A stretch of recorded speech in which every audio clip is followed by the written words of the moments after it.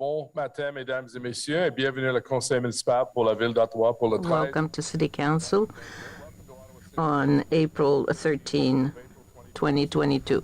At Andrew Hayden Hall and by electronic participation in accordance with Section 238 of the Municipal Act 2001 as amended and the Procedure Bylaw 2021-24 as amended. I'm pleased to welcome my council colleagues this morning for our second in-person council meeting this year, and to a number of special guests who we'll hear from in just a moment. We have a special presentation this morning. I want to thank Elder Amy Bailey and Elder Albert Dumont for joining us this morning to deliver Indigenous blessings. I'd like to extend a warm welcome to all our guests, and I'm pleased to recognize representatives of the Anishinaabe Algonquin Nation who are joining us remotely. Acting Grand Chief Savannah McGregor, Grand Chief Lisa Robinson, Chief Dylan White Duck, and Chief Wendy Jocko and Councillor Dan Kohokoko. I wish to acknowledge that Ottawa is located on the unceded territory of the Anishinaabe Algonquin Nation. I'd like to honor the land and the peoples of the Anishinaabe Algonquin Nation whose ancestors have lived on this territory for millennia and whose culture and presence have nurtured and continue to nurture this land. Il est important de souligner que la ville d'Ottawa est située. We must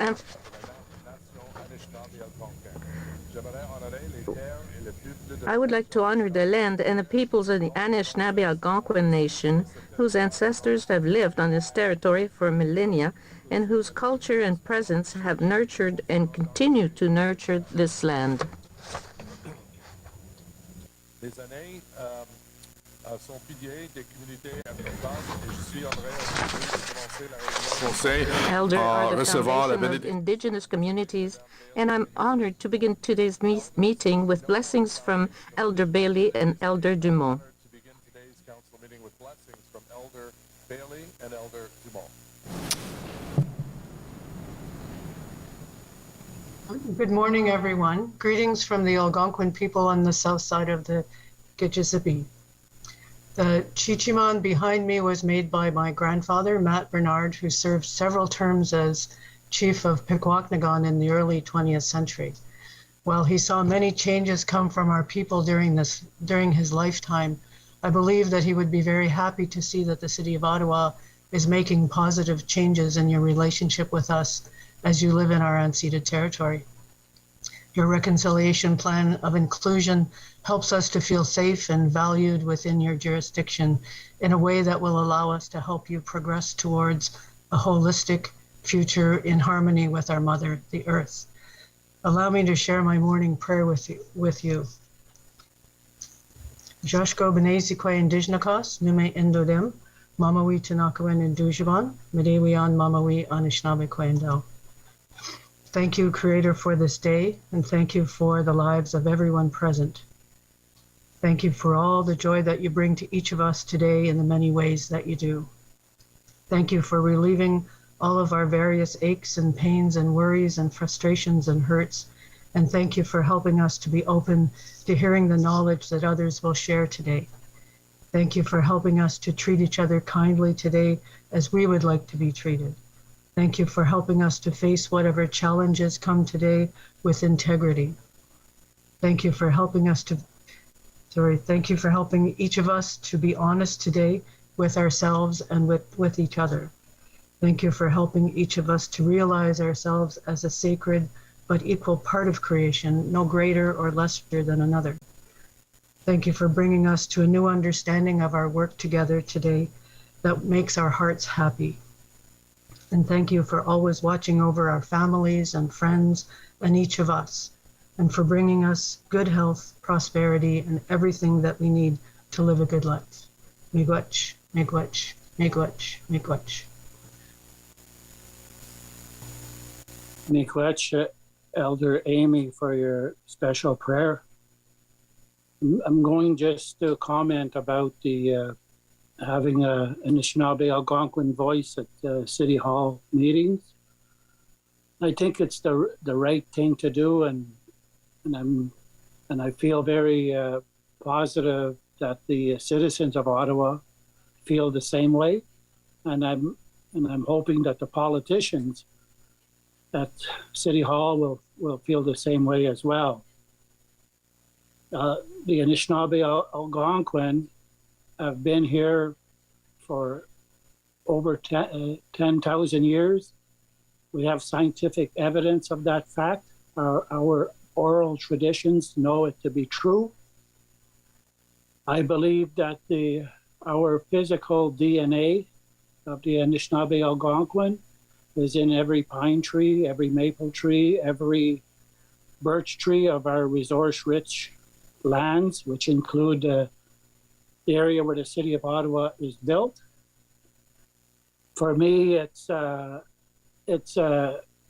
creator, when we think about our creation story and why it was that creator felt that human beings that would become known as the Anishinaabe Algonquin would be stewards of this territory.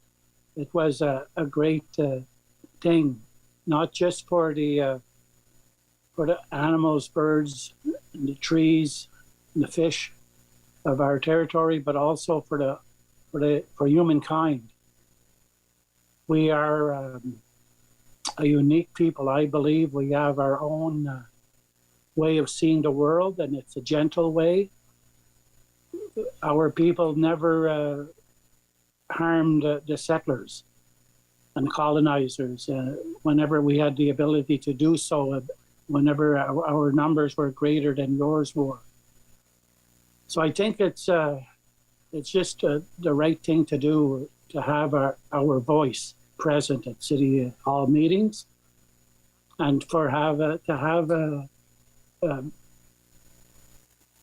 get a perspective of what it is, that relationship that human beings are supposed to have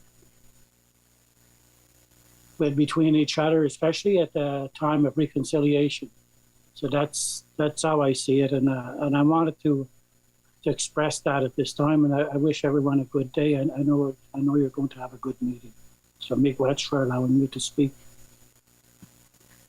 Thank you very, very much, Elder Bailey and Elder Dumont, for your guidance and your sage words. Before we move on to presentation, I'd like to take a moment to invite everyone who is able to please stand for a moment of personal reflection.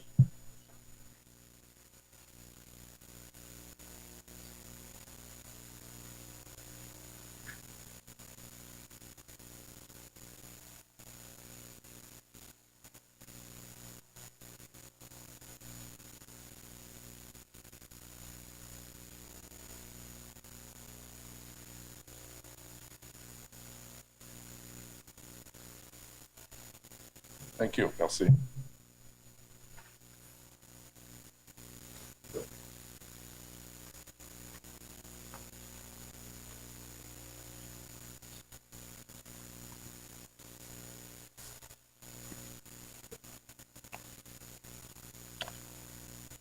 We have a number of presentations today. As you know, we've had a little bit of a backlog of opportunities to honor individuals and groups in our community because of COVID, but we're back in in-person settings here, and we'll be presenting two Mayor's City Builder Awards, as well as recognizing the great success of the Carleton Ravens basketball team.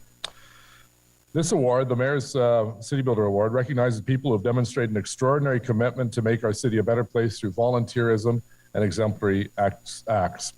It's my pleasure to invite Norm Robillard to come forward at this time. Norm, if you'd come forward, and your ward councillor, Laura Dudas, to join us as well. Welcome. Come on in. Laura. It's Laura. Norm personifies the qualities of volunteerism and exemplary action that define a city builder. Norm personnifie le service bénévole et les initiatives exemplaires qui caractérisent les bâtisseurs de la ville. Since the 1980s, he has dedicated his time and energy to making exceptional contributions to his community. He's been a volunteer coach for several minor hockey teams in Ottawa, including the Gloucester Rangers, the Blackburn Stingers, and the Blackburn Blackhawks. He was also a soccer coach with the Gloucester Dragons and a basketball coach with the Gloucester Cumberland Basketball Association. Norm has been a volunteer for many in his community, serving 2 years with the Blackburn Community Association. He volunteered in several capacities as a first responder and paramedic and worked on several initiatives to raise awareness and support for the mental health well-being of public safety officers. Norm was the founder of the Canadian Paramedic Memorial Ride and served as a board member and in various capacities with the organization now called the Tour Paramedic Ride. He facilitated the annual cycling event that supports mental health initiatives for first responders and raises awareness and funds for those lost in the line of duty. As a paramedic, Norm has been a union representative, mentor, and vocal advocate for mental health in the profession. Dans le cadre de son travail de paramédic, Norm assume les fonctions de représentant syndical et de mentor. He's been a union representative, a mentor, and a vocal advocate for mental health in the profession. Safety and Insurance Act and the Ministry of Labor Act concerning post-traumatic stress disorder. He helped coordinate Toy Mountain Christmas campaign at the Ottawa Paramedic Service and facilitated collections for the Ottawa Food Bank. For his volunteerism, and this is just a fraction of the things Norm's been involved with, it's my pleasure on behalf of your councillor Laura Dudas to present the Mayor's City Builder Award to Norm Robillard. Congratulations.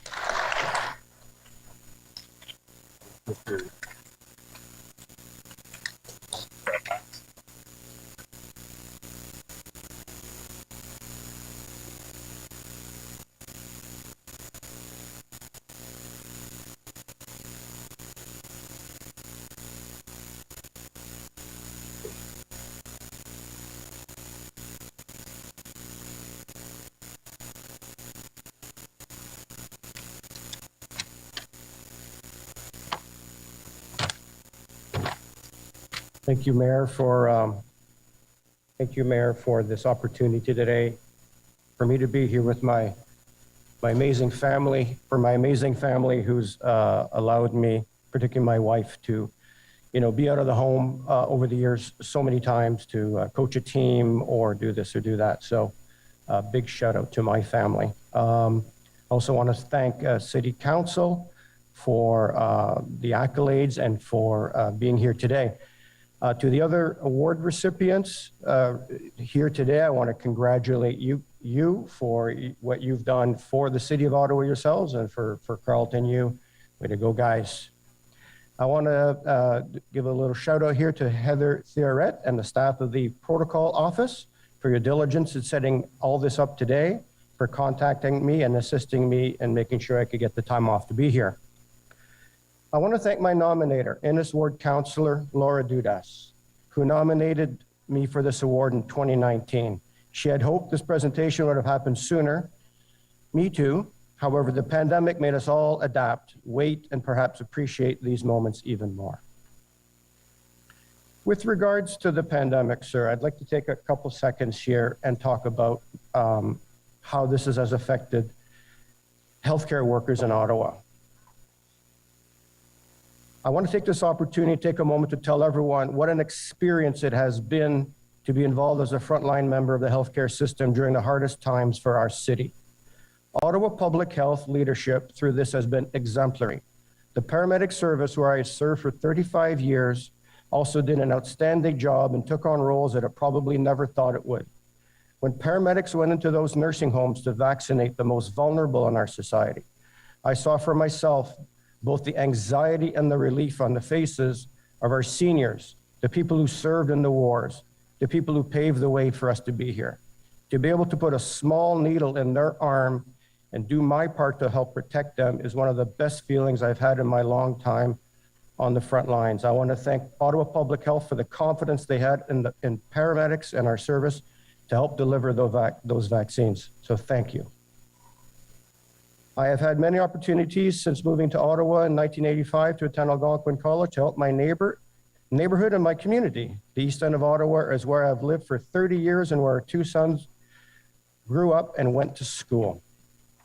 As a young adult along the way, I met other coaches, community activists, and leaders who showed me the way. There were some really good role models for me to follow. One of them is former Gloucester and City of Ottawa Councillor Rainer Blois. I met Rainer on a soccer pitch in 1994, and next thing I know, I'm helping him put up lawn signs for his election campaign. Kidding aside, people like Rainer showed me that being involved in our local community is important. Along the way, I was introduced to a true community activist and at the time, president of the Blackburn Community Association. Her name was Laura Dudas, who volunteered tirelessly to help shape the community she ran, but also to see the benefits of her work in the community. Coaching youth sport over 30 years has been very rewarding. Many teams, players, parents, and opponents. It's nice to see the young men I've coached later on when I cross paths with them and they smile and say, hey, I think you coached me a few years ago. And I go, yeah, don't remind me how long ago that was. To see them grow up and become members, great citizens of Ottawa is very rewarding. To say you learn more from losing than winning, they say you learn more from losing than winning. Well, over the years, the Gloucester Cougars must have learned a lot when they met up with the Blackburn Stingers, coached at the time by none other than Councillor Tim Tierney. We've had our battles on the ice.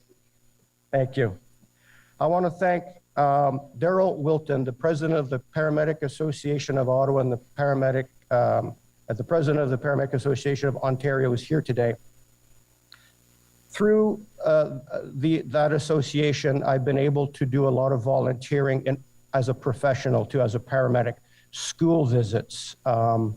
You know, we would go bring the ambulance to the kids at the school. If they ever needed to call 911, you know, that was very rewarding to see that. So I want a big shout out to Daryl Wilton for all his tireless work over the years to run the Paramedic Association, allowing people like me to volunteer. Lastly, I have to thank my amazing wife, Jody Robillard. All those years, you know, out and about, someone was back at home raising the kids and looking after things there. So I love you, Jody, and thank you very much for supporting me over the years. Thank you.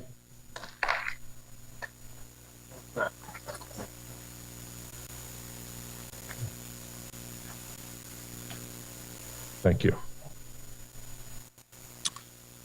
I now have the pleasure of presenting the Mayor's City Builder Award to the Ottawa Senior Pride Network. J'aimerais maintenant le plaisir de remettre le prix de bâtisseur de la ville au réseau Fierté des aînés d'Ottawa. I'd invite Carmen Paquette and Joanne Leroy to come forward along with Councillor Catherine McKenney to join us for the presentation. Bienvenue, welcome. Bonjour. Laroux, je m'excuse. Stand on this way. I like to be One of the few times.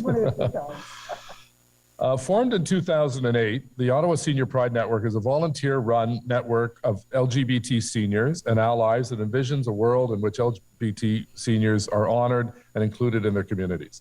The network brings people together and works to ensure community members have access to appropriate services and facilities as they come to need them. The organization provides a range of health and training resources and opportunities where LGBT seniors can learn, interact, and share ideas. Le réseau offre aux aînés des communautés LGBT en variété de ressources et en matière de santé. The organization provides a range of health and training resources and opportunities where LGBT seniors can learn, interact, and share ideas. Since the beginning, and the network has received some United Way funding to help with their work. The group includes several LGBT seniors who have a long history of activism and community development work. Ce groupe compte plusieurs aînés LGBT ayant une longue histoire de militantisme et de travail de développement communautaire. This pandemic has shown us the importance of being connected, looking out for each other, and helping people who feel stressed or isolated. OSPN has made an incredible difference in the lives of many people, especially over the past 2 years, and I want to thank the kind and dedicated volunteers for all you have done for the community. Your actions are based on a commitment to human rights, safety, social justice, and social inclusion that also acknowledges and respects the varying degrees of self-acceptance of LGBT seniors. It is empowering for the community. The network builds on the strengths and resilience of LGBT seniors and treats them as active agents in their own well-being. I want to take this opportunity to thank the many people who have volunteered and supported the important work of the Ottawa Seniors Pride Network. J'aimerais saisir cette occasion pour remercier. I want to take this opportunity to thank the many people who have volunteered and supported the important work of the Ottawa Senior Pride Networks. everyone involved. And I'm pleased to have Alors, this cet organisme opportunity to enrichit la thank vie you de toutes les personnes en cause et je vous remercie pour vos nombreuses contributions à la communauté. Au nom de votre conseillère, la conseillère Catherine McKenney, j'ai le plaisir de vous remettre le prix de bâtisseur de la ville au réseau Fierté des aînés.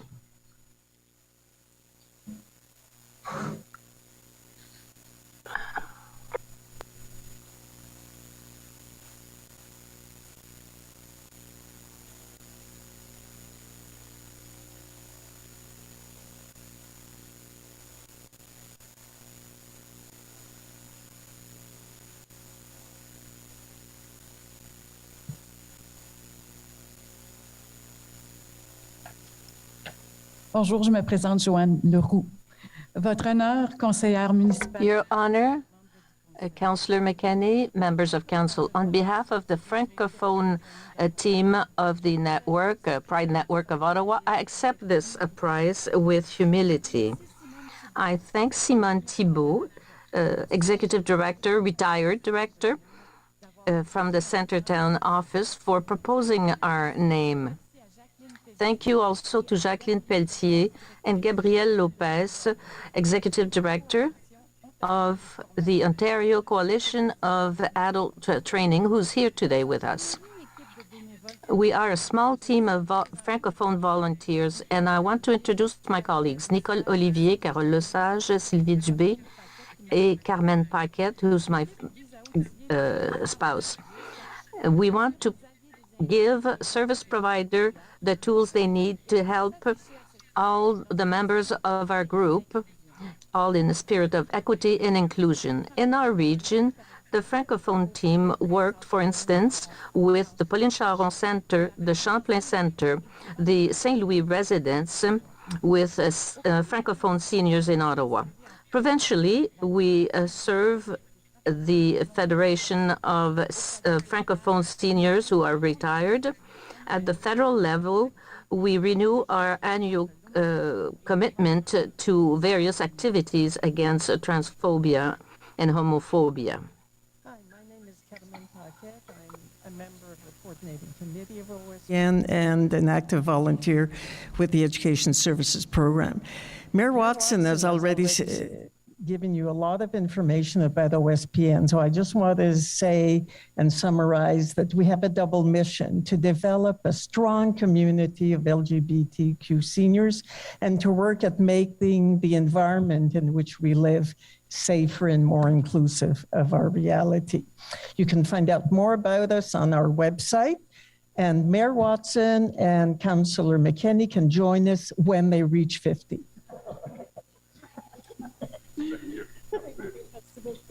Thank you.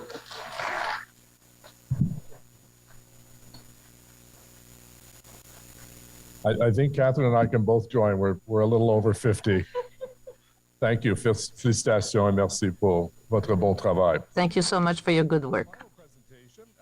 Pleased to welcome once again back to City Hall the Carl Stevens men's basketball team, the 2022 Youth Sports National Champions. Congratulations. Come on up, guys. We'll get the team and the coaches and the president, the vice president, and the trainers. Come on up here, and Councillor Fleury, our sports commissioner, and Councillor Menard, our ward councillor. And welcome, everyone. We had a great breakfast this morning to celebrate this incredible dynasty here in the city of Ottawa, and it's great to have the team back after a really challenging year with COVID-19. On it.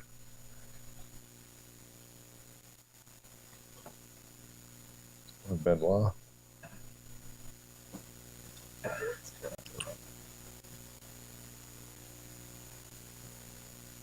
So the Ravens won the gold medal game of the men's basketball final on April 3rd in Edmonton. Les Ravens ont gagné la médaille d'or à la finale de champion de basketball masculin le 3 avril à Edmonton.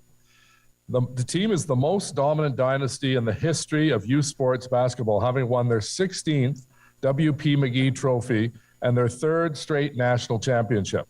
We're extremely proud of the Ravens head coach, Taffy Charles, and these hardworking and talented athletes. My congratulations to the entire team and the amazing, thank you, Matt. Yeah, let's hear it for the coach. Hey, come on.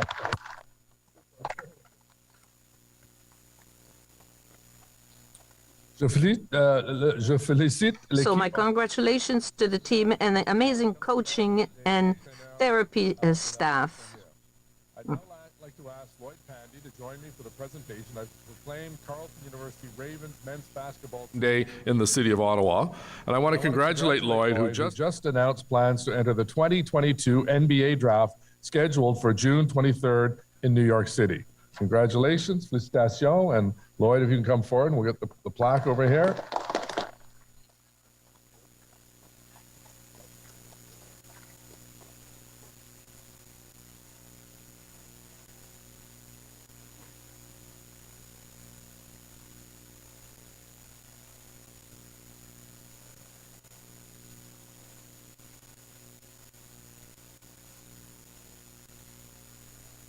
All members of council to come forward. You can stand in the front row, members of council. Lloyd's going to say a few words in just a moment. We'll just get members of council to come on in, and then Lloyd's going to say a few words. There we go. Happy, do you want to hold it up? All right, there. It's here. Come on in, Laura. Come on in. There we go. Regular size.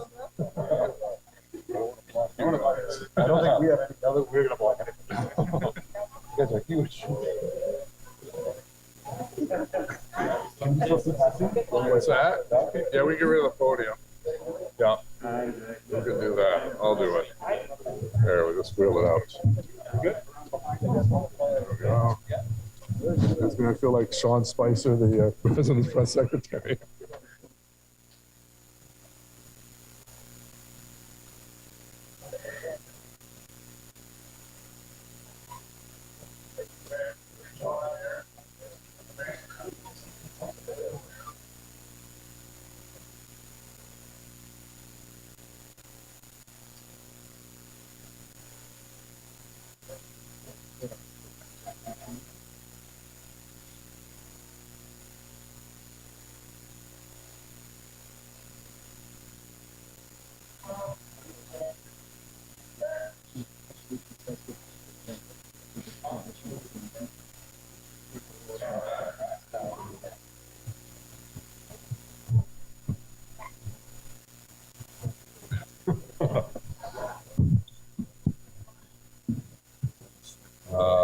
All right. So, folks, just one more moment. We're going to ask Lloyd Pandy to say a few words on behalf of the team. As I mentioned, Lloyd's going to be in the NBA draft, and he was the recipient of the Mike Moser Memorial Trophy, rebranded as Youth Sports Outstanding Player for 2021-22. Let's hear it for Lloyd Pandy.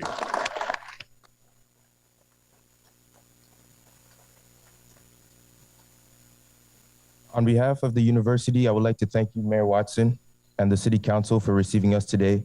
To the other recipients, we would like to also congratulate you all for your achievements.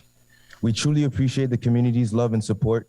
We take pride in honoring the city with great passion and dignity. After not having a chance in being here in 2020 due to COVID, we are glad that we managed to make it up this year with another championship in 2022. This year was truly tough, but through the grace of God, we managed to remain victorious. I would like to thank my teammates for their amazing character and dedication during the season. We had a rough start, but we pulled it through, and I appreciate you bearing with me and my fellow co-captains throughout the year. I would like to thank our coaches for their tremendous hard work, and Gabby, our therapist, for taking care of us during the course of the year.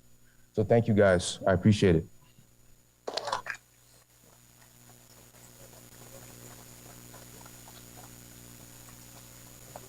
Really? Thanks again. Bye-bye. Nice to take care. See you, Biggie.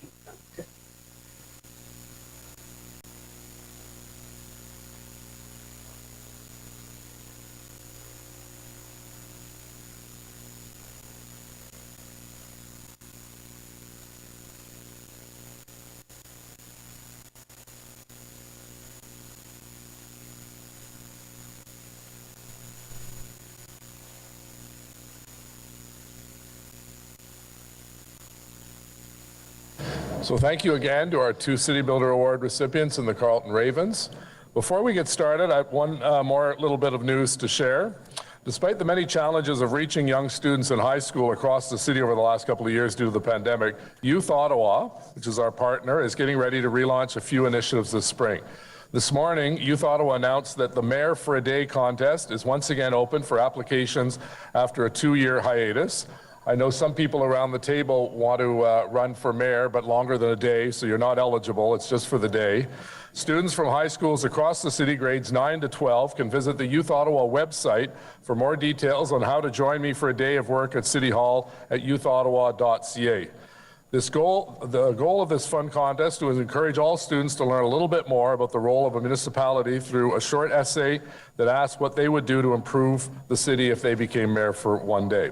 Submissions will be accepted until April 28th, and I will host the 2 lucky students during Youth Week at the beginning of May. Bien sûr que le concours est ouvert en anglais et Of course, the competition is open in French and in English. I hope to get many submissions for Francophone students in the area. Email newsletters, if you could put a little link to youthottawa.ca. We want to get as many people participating as possible. And want to thank Jesse Card, Executive Director, and the entire team at Youth Ottawa for their tireless work and great collaboration on a number of projects over the years. Good luck to all, and let's spread the word about this exciting project. Madam Deputy Clerk, roll call, please. Councillor Luloff. Present. Councillor Dudas. Ici. Councillor Harder. Councillor Curry. Here. Councillor El Shantiri. Present. Councillor Gower. Here. Councillor Kavanaugh. Here. Councillor Shirelli. Here. Councillor Eglai. Councillor Deans. Here. Councillor Tierney. Present. Conseiller Fleury. Ici. Councillor King. Here. Councillor McKenney. Present. Councillor Leeper. Here. Councillor Brockington. Here. Councillor Menard. Here. Conseiller Cloutier. Present. Councillor Kitts. Here. Councillor Derouse. Here. Councillor Moffat. Councillor Meehan. Here. Councillor Hubley. Here. Mayor Watson. You see? You have a quorum, Mr. Mayor. Confirmation of minutes, adoption de processus verbaux pour le 23 mars 2022. 23rd of March 2022. Including those arising originally from prior meetings. Councillor Harder has a declaration on the FECTO Report 36, item H in the bulk consent, that she is declaring a conflict of interest as her daughter works at the BIA. Communications as presented. Regrets, Councillor Eglai is advised that he'd be absent from the City Council meeting of the 13th of April 2022. Motion to introduce reports. Motion portant présentation de rapport. Conseillère Kitts et Leeper, s'il vous plaît. That Agriculture and Rural Affairs Committee Report 29, Community and Protective Services Committee Report 24, Standing Committee on Environmental Protection, Water and Waste Management Report 21A, Finance and Economic Development Committee Report 36, Planning Committee Report 58, Transit Commission Report 17, Transportation Committee Report 27, and the report from the City Clerk entitled Summary of Oral and Written Public Submissions for items subject to the Planning Act, explanation requirements at the City Council meeting of March 23rd, 2022 be received and considered. Carried. Adopté. Committee reports, Agriculture and Rural Affairs Committee Report number 29, rapport numéro 29. There's 2 motions, so we'll come back to that. Go through the consent agenda. Item 2, motion Township of West Carleton, Lot 29, Plan 768, Canton de West Carleton. Carried. Item 3, motion appeal of consent to sever decision for 1962 Brophy Drive. Carried. Community and Protective Services Committee Report number 24, rapport numéro 24, Comité des services communautaires et de protection. Item 4, City of Ottawa, Anishinaabe Algonquin Nation Civic Cultural Protocol and Implementation Plan.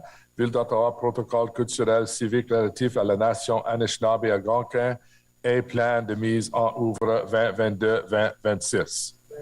Carried. Thank you for everyone's input. Item 5, recreation, renewable funding and facility access, financement récréatif renouvelable et accès aux installations. Carried. Item 6, commemorative naming park, Cindy Mitchell Park. Proposition de nom commémoratif Parc Cindy Mitchell. Carried. Respite Services Sustainability Plan. Councillor Luloff has a technical amendment. We'll hear from Councillor Luloff. If Madam Clerk can put the motion on the screen, please. We can barely hear you, Councillor. This microphone is not quite as good as the one that I had at home, Mr. Mayor. If we can have the clerk put the motion on the screen, please. Thank you.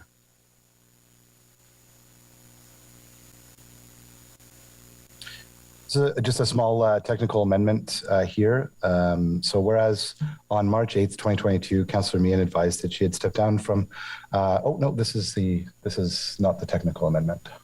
Pardon me. We'll just get the technical amendment for CPSC up on the screen, please. We're definitely going to do that one. I think it's motion though, number after. 3.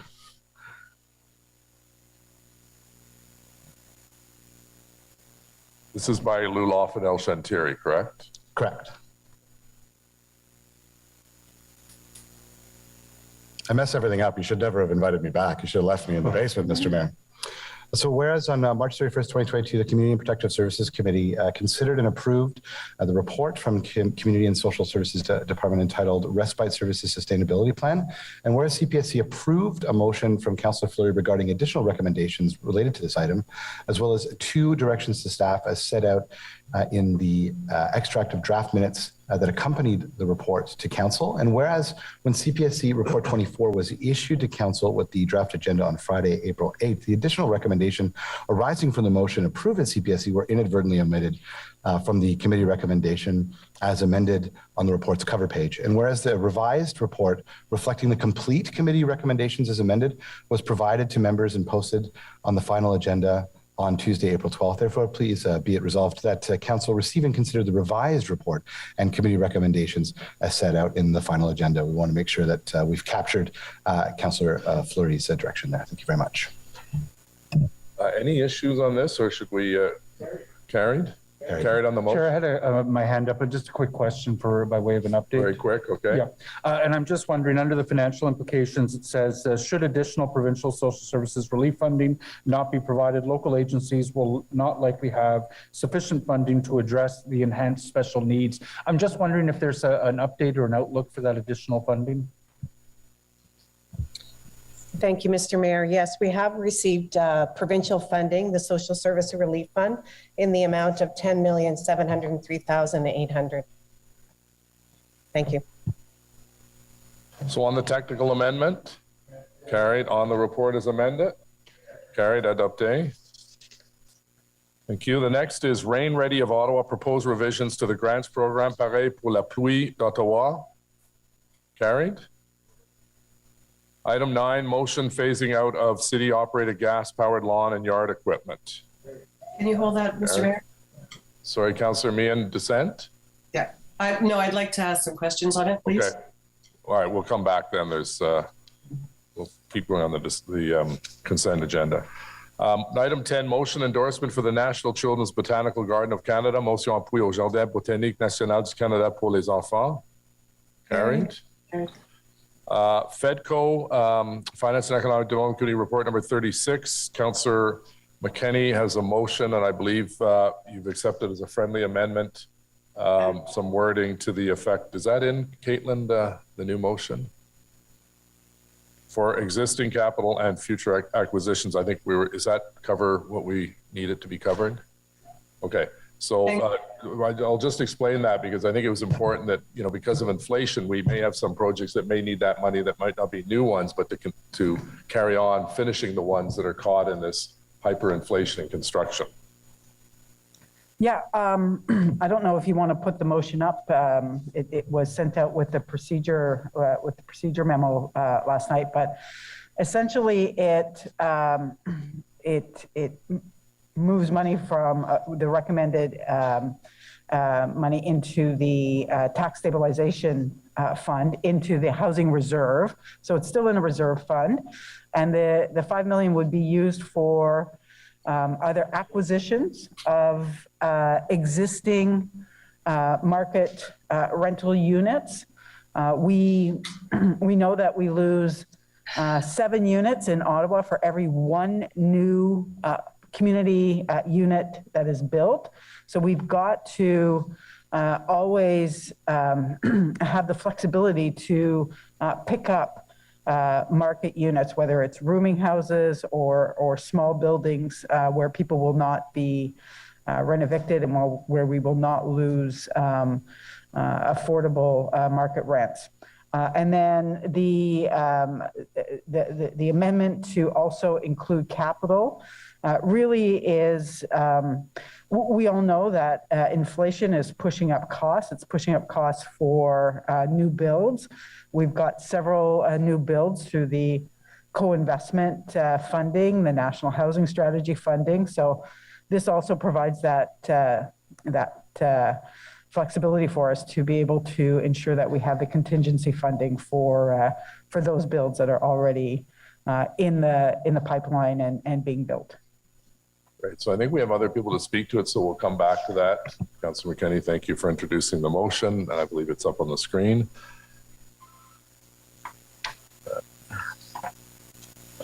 Next is item 12, Montreal Road Community Improvement Plan application by River Rain Development Incorporated for 2 Montreal Road and 29 Selkirk Street. Demande le plan d'amélioration communautaire du chemin de Montréal. Carried.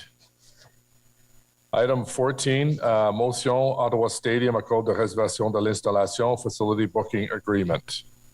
Carried. Sent by Councillor Leeper.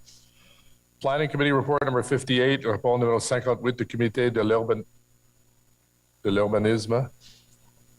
Oh, okay. Excuse. Whoops, sorry, I apologize. And Mayor, I'll dissent on that last item as well.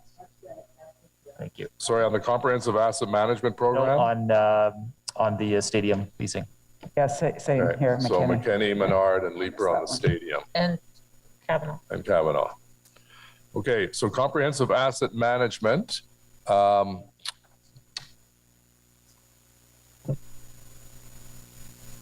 So no motions for this. So on the comprehensive asset management plan, carried.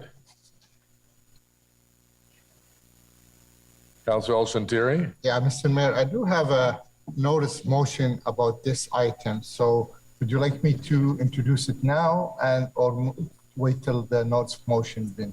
Because this is to deal with this item basically. And Yeah, I think you have a notice of motion, so we'll do that at the end during notice of okay, motion. that's fine. Just Thank you. remember it's about this item. Yeah. Okay, we get back to item 15, official plan amendment, Manor Park North and Manor Park South, modification de plan officiel Manor Park Nord et Manor Park Sud. Hold, Mr. Mayor. Hold. Okay.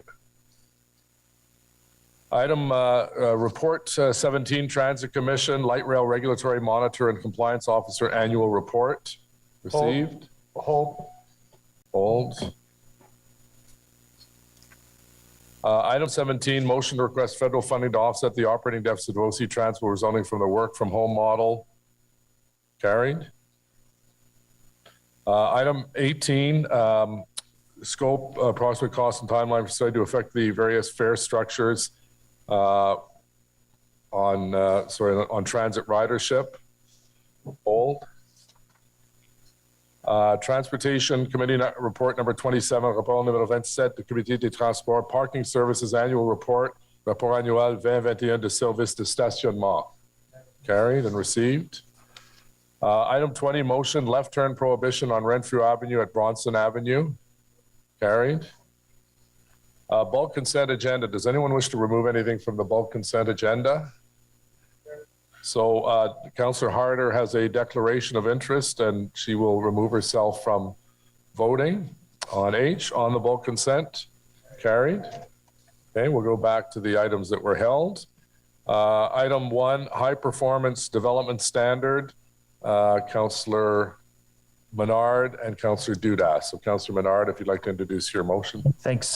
Thank you so much, Mayor. And just want to thank staff for the rounds of engagement they've been doing with councillors and the public on this, the memos they've produced, as well as their work to get us to this stage. This is really going to help with our climate resiliency when it comes to our buildings, as well as line up with our official plan, the 5 big moves, and where we want to head in terms of direction as a city. And the motion that is in front of you now does essentially 5 things, which I'll outline. The motion goes through the report and kind of has a lot of language about changes in the report without describing exactly what they're doing. So I'm going to describe what the changes are doing. The first item moves to revise the proposed HPDS energy requirement size threshold to align with the City of Ottawa's current planning application complex site plan definition. We already have this. We're just aligning it with that definition. It simplifies the difference in application types and increases the number of buildings the energy requirement will apply to. Item 2 directs staff to report back with recommendations on simplified energy requirements for standard site plan applications. Item 3 responds to the risk that the new official plan will not be approved ahead of June 1st, 2022. And the motion has undergone some changes to reflect that. And so it provides clarity to staff and applicants and recognizes that there are a number of draft approved applications that exist, and the new policy context should be considered when the projects request a draft plan approval extension or revision. So it clarifies that. Item 4 directs staff to consider additional Tier 2 criteria when they report back in Q2 2023 with proposed HPDS incentives. And I know Councillor Dudas has another motion similar to this. And item 5 establishes a consistent definition of the complex site plan applications referenced in item 1 of the motion. So this will apply to more buildings. Staff support this motion, and I think it's important that we try to align or get a little bit closer to some other standards that already exist in Ontario as we move forward. So appreciate Council's support on this today, Mayor. Okay, thank you.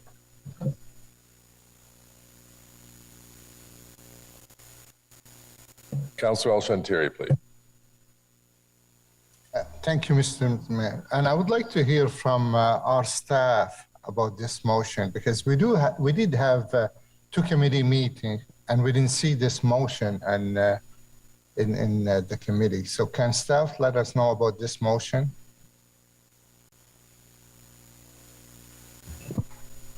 Mr. Mayor, I believe Mr. Herwire is on the line and can respond to the councillor's question. Yes, thank you, Mr. Mayor. It is correct. Staff do support the motion. It was tabled at Planning Committee on March 10th, and we did ask for some more time to go through the details of the motion. And as a result, we've made some improvements. We've dealt with the official plan timing issue, aligning with current site plan processes. So there have been some tweaks to the motion and improvements. We've had healthy discussions through councillor briefings over the last 3 weeks, so I think most council members are aware. And at committee, we did have a healthy discussion on the issue, but very positive, I would characterize it. So those are my comments. Okay. Thank you, Mr. Mayor. Thank you, Mr. Herwire. Thank you, Councillor Hubli, please.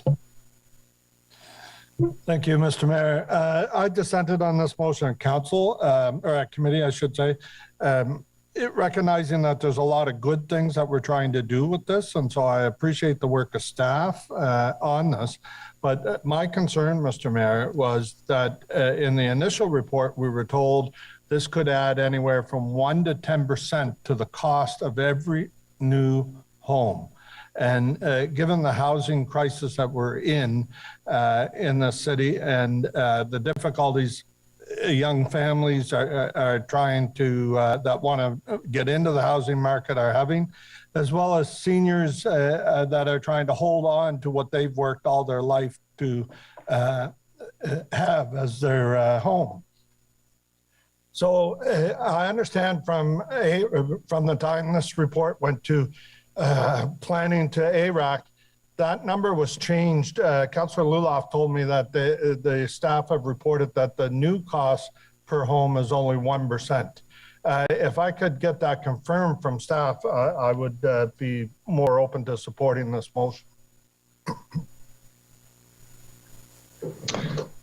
Thank you, Mr. Mayor. Yes, there was cost information that was shared with members of council. Perhaps I'll ask Ms. Hagan, who's the project lead on this file, just to briefly describe the cost, which staff undertook their best efforts to provide information, recognizing there is high variability in terms of the scale of the project and so on. So I'll ask Ms. Hagan if she could add to that.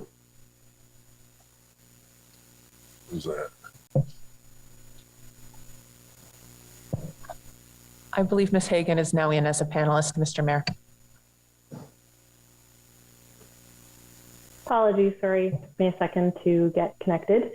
So the costing estimate that was in the report was a range that was capturing all of development types, including homes and commercial buildings, trying to capture that broad spectrum of development types.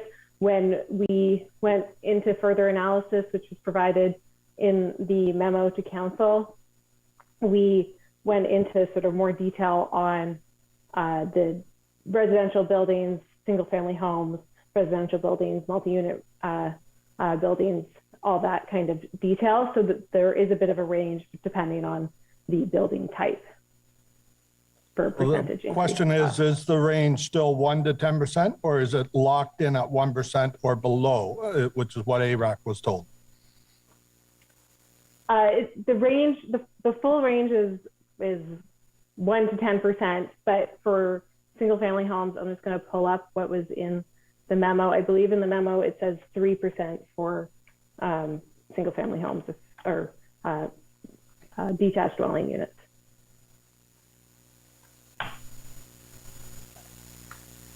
Anything else, Councillor? Sorry, I thought she was checking the number. You're saying 3% on single family homes, but as we know, most people entering into the housing market are not entering in at the single home level. What about towns and semis and the more common entry level housing? What kind of increase are we projecting on those houses for people? Okay, yeah. So I pulled up the details from the memo. Tier 1 for all residential building types is 3.5%. For Tier 2, it's 6% for multi-unit residential buildings and 5% for detached homes and row houses or stacked townhomes. And for Tier 3, it is around 4% for multi-unit residential buildings and 10% for detached homes and row house and stacked townhomes. And Tier 1 is the mandatory requirement for what we're proposing as the requirement for a site plan. So the Tier 2 and Tier 3 are just what we're working towards long term and are voluntary.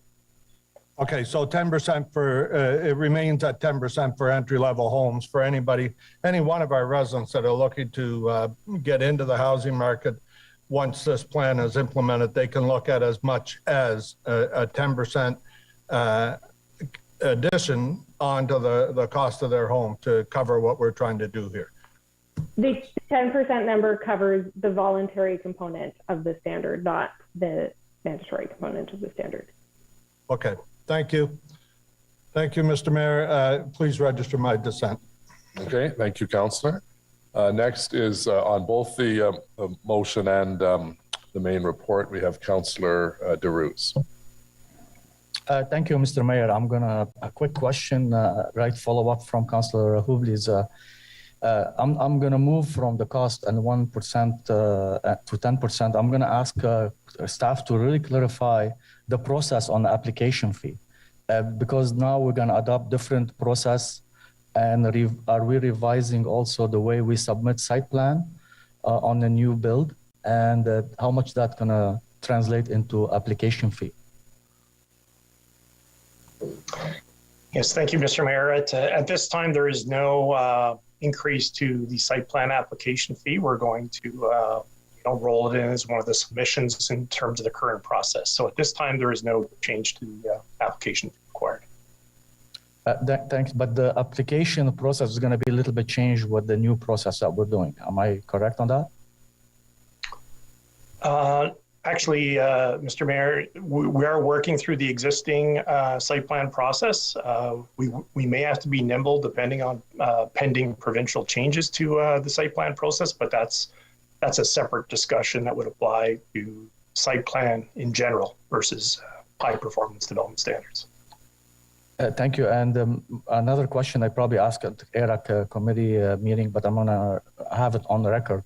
You will have enough, is that gonna be in-house, be able to review all these applications, or we're gonna have a third party that will be hiring more engineer and I'm assuming consultant to review all these changes and the adding that we're doing on the high performance development standard whole report, including the motion that came right from the floor?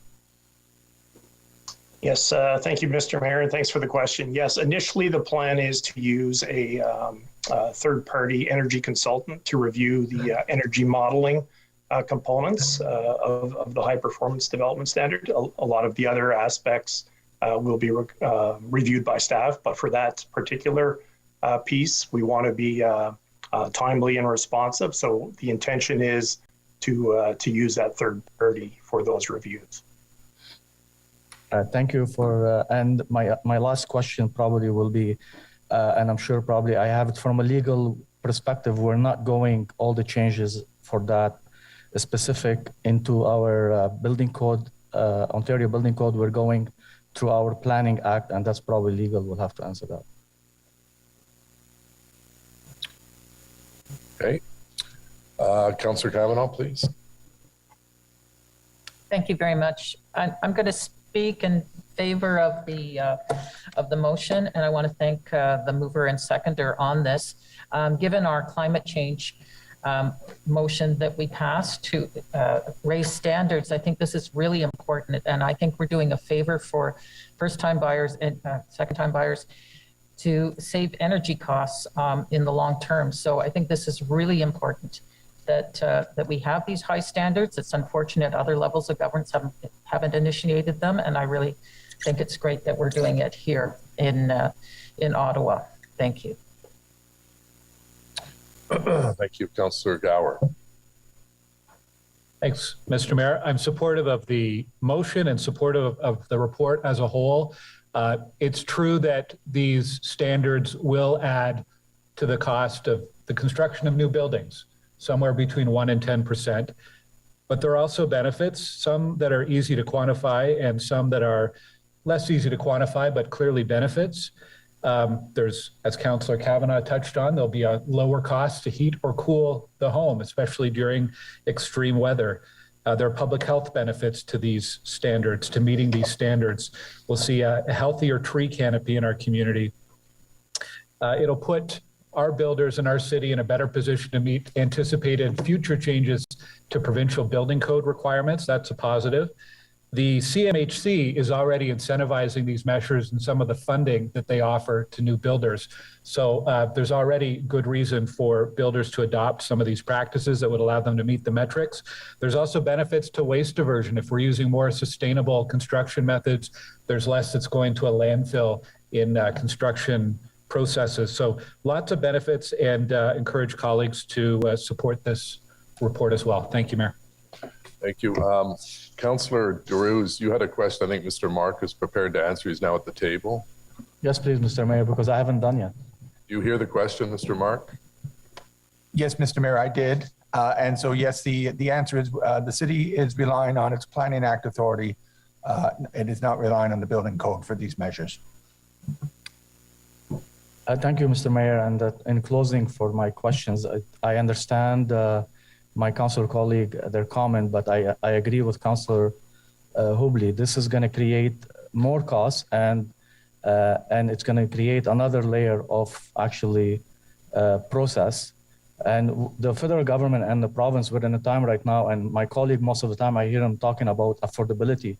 This is the cost that we're adding right now. It's not going to go into developer. It's going to come to the pocket of the people that they're buying homes right now, and they need to be able to buy homes now, not in 10 years. So from the added process, we have an amazing building code. Ontario Building Code in 2012 was modified to accommodate some of those changes. And I cannot support this. I cannot support the report, and I cannot support the motion. And that's why, Mr. Mayor. Thanks. Okay, thank you. Councillor Luloff, please. Questions and comments on the motion? Yeah, when I first originally saw this policy proposal, I thought that it's certainly well intentioned and worked that and worried a little bit that with the housing affordability crisis that we have right now, that we might be working at cross purposes. But Councillor Gower makes a very good point that over time these savings can be realized through energy savings. 2 weeks ago, I visited the Andy Carswell building with Councillor King. This building is built in such a manner that despite the fact that it is over 40 dwellings, they could heat and cool this building on $17 a year because of the way that it's built, to the standard that it's built. That's a massive amount of savings. If my energy bill was $17 a month, I'd be pretty excited about it. I think any one of us would, or anybody listening would. So I'm wondering if staff might be able to, let us know if there was anything, in the recent federal budget that might have helped to deal with the initial hit to residents' pocketbooks when buying a home, if this is instituted. Perhaps there, if you might be able to comment whether there's any grants or programs that were announced within the federal budget that might be able to kind of mitigate some of that cost and that barrier to entry into the market. Mr. Mayor, staff can do further research on this, but my initial impression is that the budget is focused very much on home retrofit so far, which is very beneficial in the community, and we're grateful the federal government's paid attention to what we have asked for as a municipality on those areas. I do believe CMHC is working through new programs, as Chair Gower, Councillor Gower had said on this, and I think they will align over time. As Council knows, the federal government does have the proceeds from carbon pricing, which they can apply to this topic area, and we are only waiting for more programs to be rolled out. Okay, thank you very much. Thank you. Councillor Menard, you'll have to do a wrap up. So Councillor Meehan is next, please. Councillor Meehan. Thank you, Mr. Mayor. In principle, I totally support this. I think that anything that we can do to increase energy efficiency in a home, to make sure that the higher standards are applied, I think I totally support. The timing of this, though, really quite worries me. And that is because while potential homeowners will realize savings down the line, the biggest barrier they have right now is the cost of the home initially. And I'm quite worried that an increase of anywhere from 1 to 10% on the cost of the home is going to be borne by people who are already having a very difficult and challenging time getting into the housing market. So we do, as Councillor DeRue says, we have a pretty rigorous set of standards in the new home construction right now. I would love to support this today, but I can't, just simply because it creates an additional barrier, and it's going to make it more and more difficult for young home buyers to get into the market. I would love to see this brought up again once we figure out some of the incentives that the new home buyers can access to get in if there's CMHC rule changes. And this is a big issue for me, and I've been really torn on it. But I have to say that today is not the day that I can support this. And I'm only doing it because I need those homeowners to get into a home. They can't realize savings if they're not in that home right now. Thank you. Thank you, Councillor. Councillor Brockington, please. Thank you, Mayor. There will never be a good time to add new costs to the price of a home. However, when will be the time to do it? We know that the two major contributing factors to GHGs are homes, buildings, and fossil fuel power transportation. So given that we are in a climate emergency, given that Council has declared that for the City of Ottawa, when are we going to tackle it, if not now? No one wants to add additional costs to the cost of buying a home.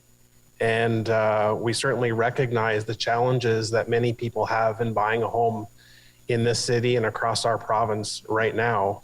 But we have to take the stand to pass this today because we have to set that standard. We have to set that expectation going forward with new builds.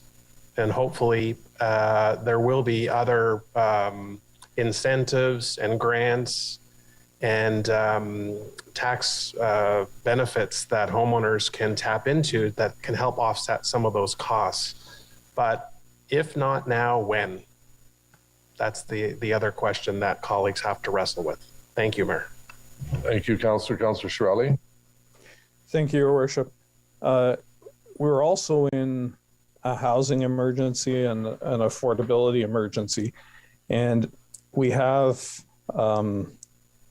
just passed an official plan that, according to the OBJ, increases the cost of each additional housing unit in the city, the cost to build it. And then if we add on to that we're making things much more complicated. My daughter just went through an issue of buying her first house, and the market was absolutely crazy. And they end up paying significantly more than anyone had anticipated or than the house is listed for. And you're going to add on top of that all these additional costs. And these are not just normal inflationary costs, these are government generated inflation generated from us. So I think this is clearly the wrong time to do this. I agree with Councillor Hubley and Councillor Meehan. Thank you. How do I put my hand here? Oh, I have to do it here. Yeah, Councillor Leeper, please. Thank you very much, Mr. Mayor. And I have to reiterate the suggestions by my colleagues that the time to act is now.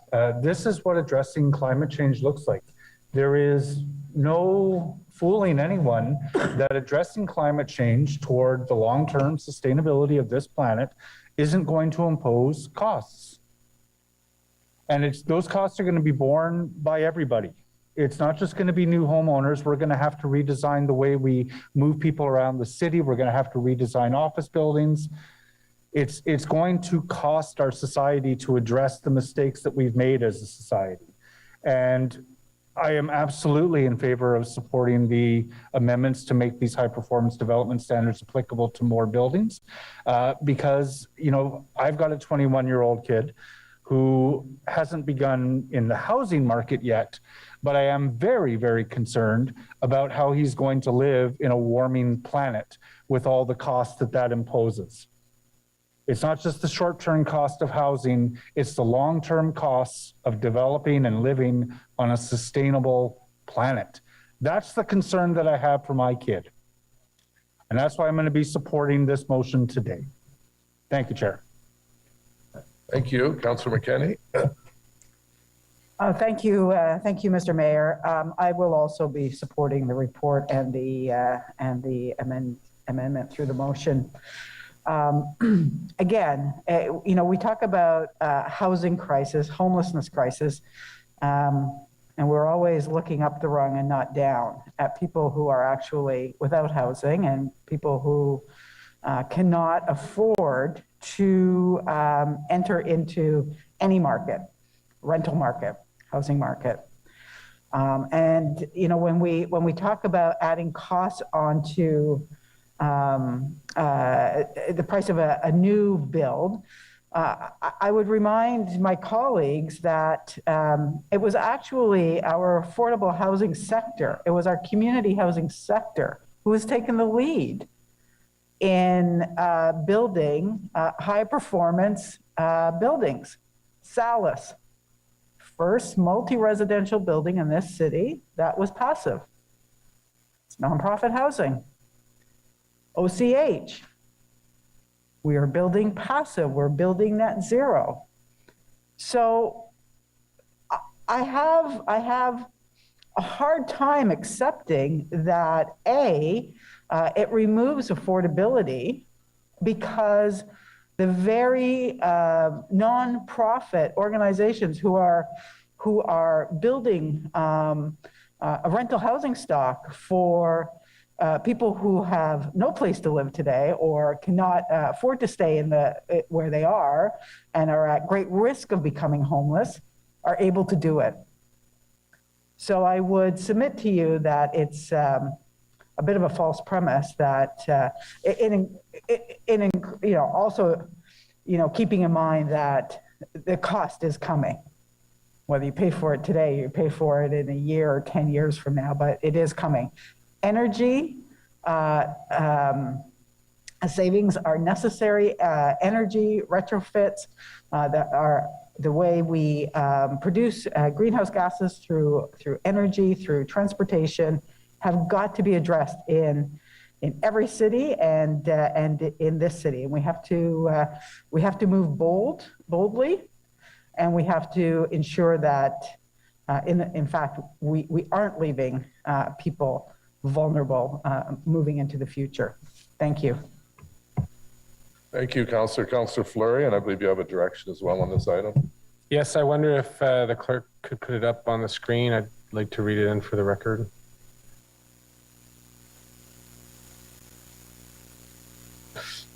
And I want to thank Don and team for working, and Rebecca for working with me on this. This follows the direction that, or the review that we brought forward at committee.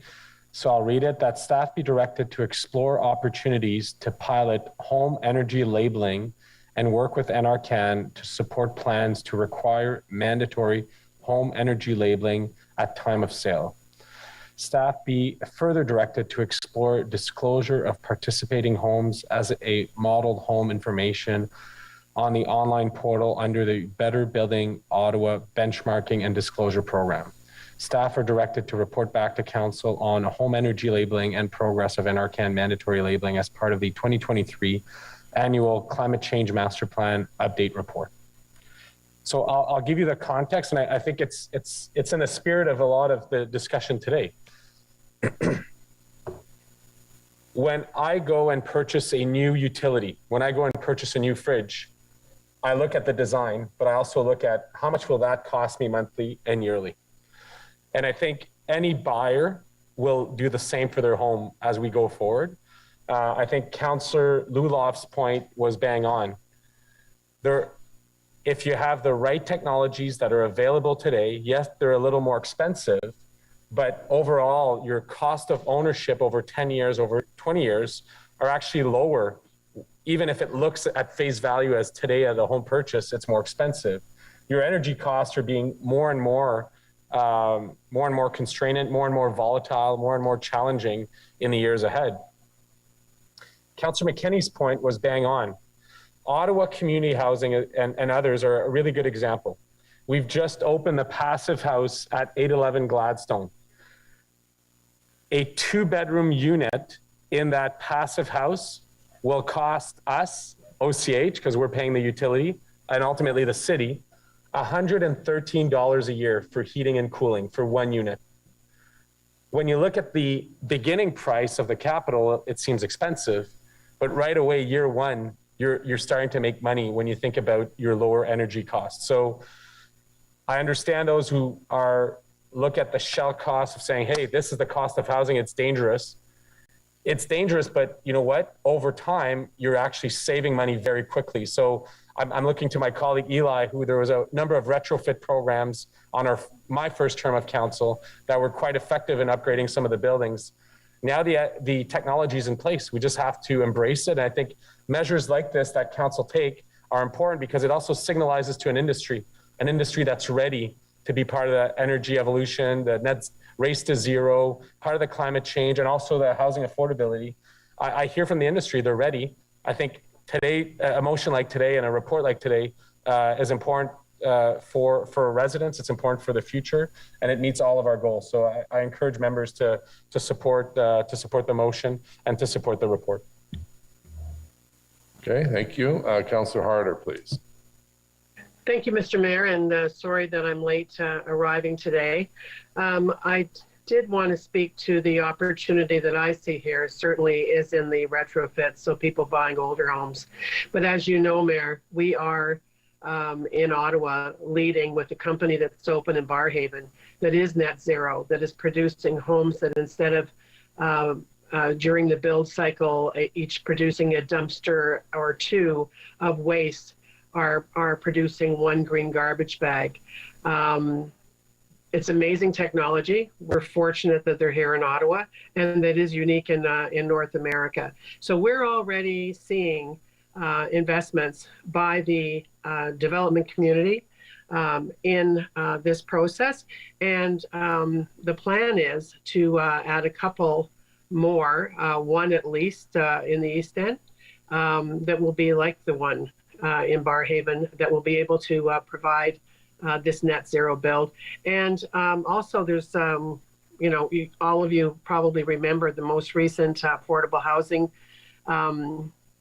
application for Barrhaven on Longfields. And one of the things that we talked about was perhaps using this plant to produce the product to build it. We're just not, it's just too new to be able to meet that fast commitment of funding that was coming to match it from the federal government. But this is live, it is producing, and if anyone's interested, I'd be happy to give them a tour. Thank you. Thanks, Councillor, and I was on the tour with you. It's a very impressive operation. Anyone else on Councillor Menard's Dudas's motion and Councillor Fleury's direction? Let's wrap up. Councillor Menard to wrap up. Thanks very much, Mayor. I think on the timing, I'll just address a few comments by my colleagues. On the timing, multiple big cities in Ontario and across the country already have this, and they've had it for years and years. And so some of them are on their fourth iteration of this plan. On the timing, we're actually far behind on the timing. We're laggards on the timing. The second is that anyone who knows about building retrofits knows that it's much cheaper to do it up front than it is to retrofit later. This saves money when you do it up front, and that's the way the world is going with retrofits and more efficiency in our homes. So it makes sense to do this on new builds, which is what we're targeting here. Also, these are large multi-unit buildings, larger square footage that we're targeting here.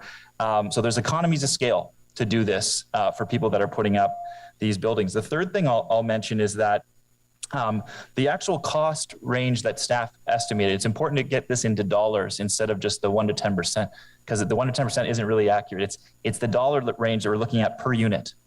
And they've talked about between $6,000 and $25,000 per unit. Anyone who knows, again, about retrofits and savings, that is extremely low for the cost savings that you're achieving over time. This will save people money. It will save renters money over time. Staff do mention in the report as well, the benefits include operational savings, improved property values, GHG reductions, local ecology, and public health.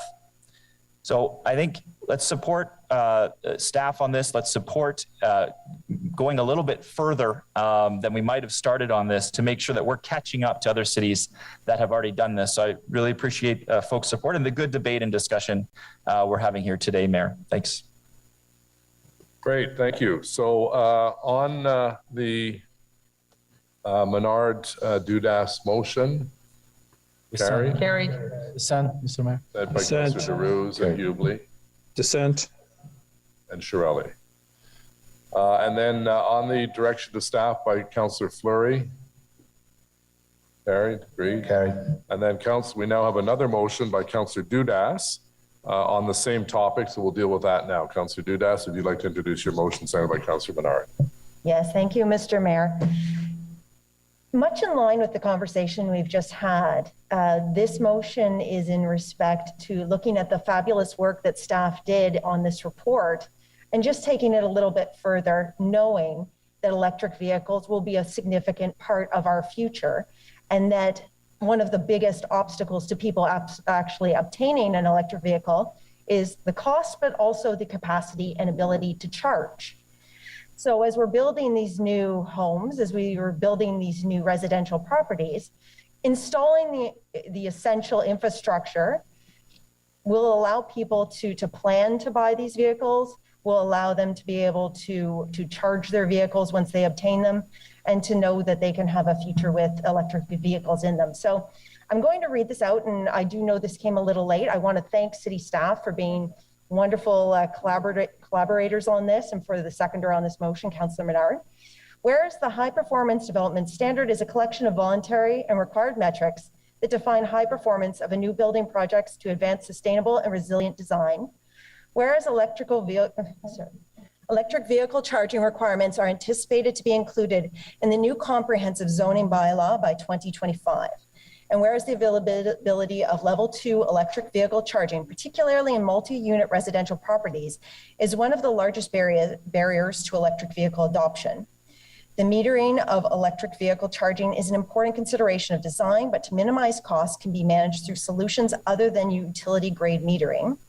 Therefore, be resolved that with respect to the report that Council approved on document 3, High Performance Development Standards Site Plan Metrics, be updated to revise the electric vehicle charging requirements in Tier 1 and 2 as follows. On page 22, replace Tier 1 electric vehicle requirement with the following text. Where parking is provided, projects are to evaluate EV charging readiness and indicate approach and number of EV-ready spaces in conjunction with any requirements as referenced in zoning. See Tier 2 for recommendations. On page 38, by replacing the Tier 2 residential requirement with the following: residential buildings, all parking spaces for use by residential occupancies, including car share spaces, excluding visitor parking spaces, shall have an energized outlet installed adjacent to the space for the purpose of electric vehicle charging. Level 2 charging capability must be provided for each parking space. In addition, the infrastructure condo agreements, also referred to as parking area condo agreements, shall lay out requirements, process, and allowance for installation of electric vehicle charging stations. In mixed-use buildings, the electrical infrastructure shall include revenue metering capability, so that meters may be installed to apportioning energy costs to the different occupant types when EV supply equipment is installed. All projects are recommended to consider the metering needs and how they will be met. For designs where electric vehicle energy management systems is intended, the electrical infrastructure shall include all communications equipment, control systems installation, licensing, and permitting required to operate.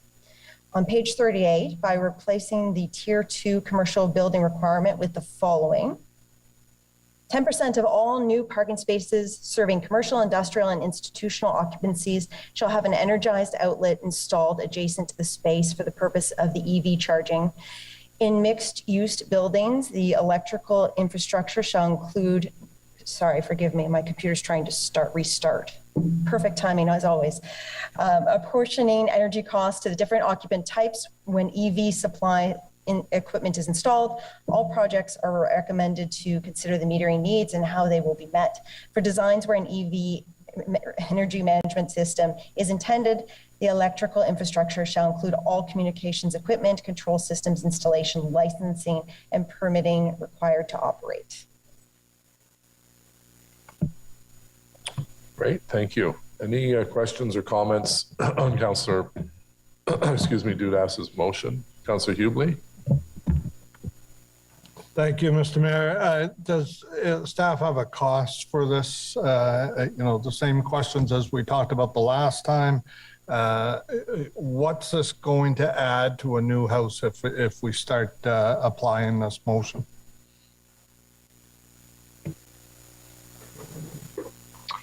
Thank you, Mr. Mayor. I think it's important to note that this would apply in the future to a future tier. I would ask Ms. Hagan to speak to any cost implications.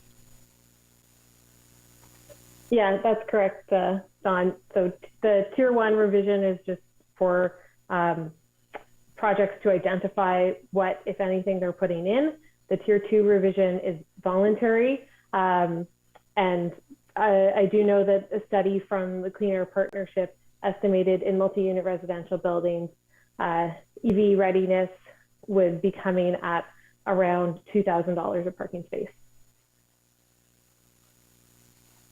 Okay, thank you. So 2,000, so make sure I understood correctly, estimated 2,000 per space on multi-use resident or multi-residential. But no, it's just advice to anybody building a home, whether it be a single family home or multi, like a semi or a town. It's only advice, there's no requirement. Correct. Okay, thank you. Thank you, Mr. Mayor. Great, thank you. Councillor Harder, please. Thank you, Mr. Mayor. I'm wondering whether staff and or the mover of the motion have had a discussion on this topic with Hydro Ottawa. Is that directed to Councillor Dudas? Actually, to staff and or Councillor Dudas, but staff, John was just, commenting. So obviously he's well versed in this. I'm wondering whether Hydro Ottawa has been, whether this has been discussed with them and what their opinion is. Mr. Mayor, perhaps I can start and Mr. Herwire can add if he has anything additional. We've had ongoing discussions throughout Energy Evolution with Hydro Ottawa.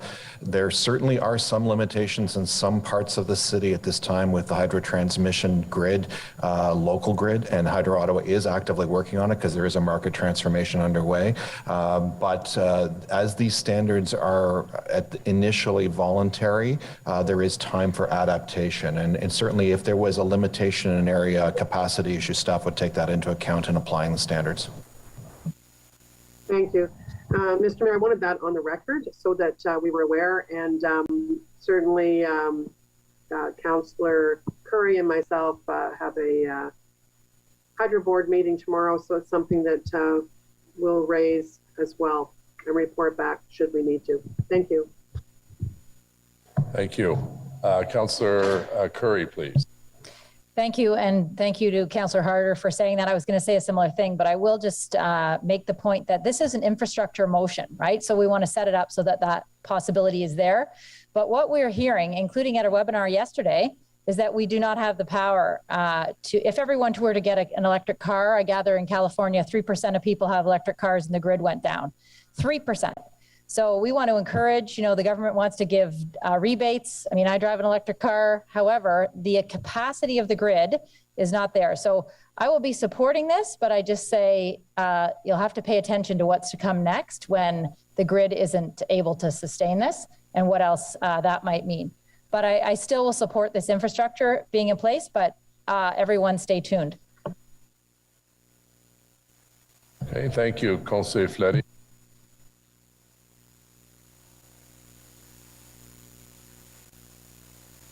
Excusez-moi, monsieur, la technologie, il y a trop de boutons aussi. Sorry, sir, there's too many buttons here. I'm just questioning myself on the numbers that were proposed, like in the last section about the 10%. I just want to understand how we got to this amount. Technically, I have no objection to that motion, but I'd like to understand why 10%, why not 30%? What was the thinking behind that percentage? I don't know if Dawn or Laura would be in a position to answer that. Mr. Mayor, perhaps I'll start and the staff might add to it. I mean, like many zoning-oriented standards, especially if you're introducing something new, you need to start with something. And we are setting a target based on what we think the industry is saying back to us in terms of the uptake rate. And it would be revisited over time as we learn more about it. I mean, it's we understand that many of the standards we proposed in these guidelines are based and modeled on those in other municipalities, such as the City of Toronto and some of the ones in the GTA. So I think our target is largely coming from that. Okay, merci, Monsieur Mayor. See you, Councillor. Thank you, Mr. Mayor. Thank you, Mr. Mayor. My questions, I mean, we are seeing a market transformation, and a lot of people are very interested in electric vehicles given the cost of gasoline these days. But I guess my question is, although this is aspirational, we are going to have to consider the cost of retrofits. And I'm wondering if we're studying that at all for areas in the city that, we don't have any charging stations. Are we studying it? Are we trying to figure out the cost of putting it in later versus having it installed at the time of construction, that sort of thing? So, Mr. Mayor, two very separate issues. One is this new standards for new construction, which is before council today. These new standards apply to new construction, but the councillor has a very relevant point about the issue of adapting the existing city fabric for charging stations. And the city, through energy evolution and through funding we've got through the hydro dividends, is installing pilot projects on charging in various parts of the city. Hydro Ottawa is actively working with private suppliers for charging stations to look at and install them in various parts of the city. And we know many building owners are already getting the demands from their customers for these stations. So they're starting to adapt on their own. And we do believe that there will be further federal support for building retrofits for charging in time. We're not at that point yet, but we're having signals that that might be coming. So do we know the cost of a retrofit for a large building or for an older home? So I think, Councillor, Mr. Mayor, the councillor's question is based on, again, a brand new build is probably cheaper than a retrofit in almost any version of renovation. I would, based on rule of thumb, if it's costing about $2,000 per space on a new build, I would imagine it's about 25 to 35% higher on a retrofit, but it's a ballpark and we don't have specific numbers. But again, these new standards before council today are not about retrofits. Okay, what I am concerned about is, we see new subdivisions being built right now. People put in their grass and they, they're interlocking or whatever, and then some of the utilities, Bell, Rogers, come in later with their high five and chop things up a little bit. It should be done if we're going to be doing it. We should be doing it with the news, so we don't have to do that a couple of times. That's all I'm really thinking about at this point, along with cost. But thank you. Okay, thank you. Any other questions or comments? Councillor Dudas, do you want to wrap up on your motion? I just want to thank everyone for this fulsome discussion about this. I think that we, with this and the previous motion, are setting the stage for a more sustainable city. And I think that there is a strong demand for not just EV vehicles, but options for people to choose more environmentally friendly modes of transportation. So I do want to thank everyone for their consideration of this motion and for this conversation. So on the motion by Councillor Dudas, carried. Carried. On the report as amended, carried. Assent, Mr. Mayor. Assent by Councillor DeRuse and Hubley. Assent. And Shirelli.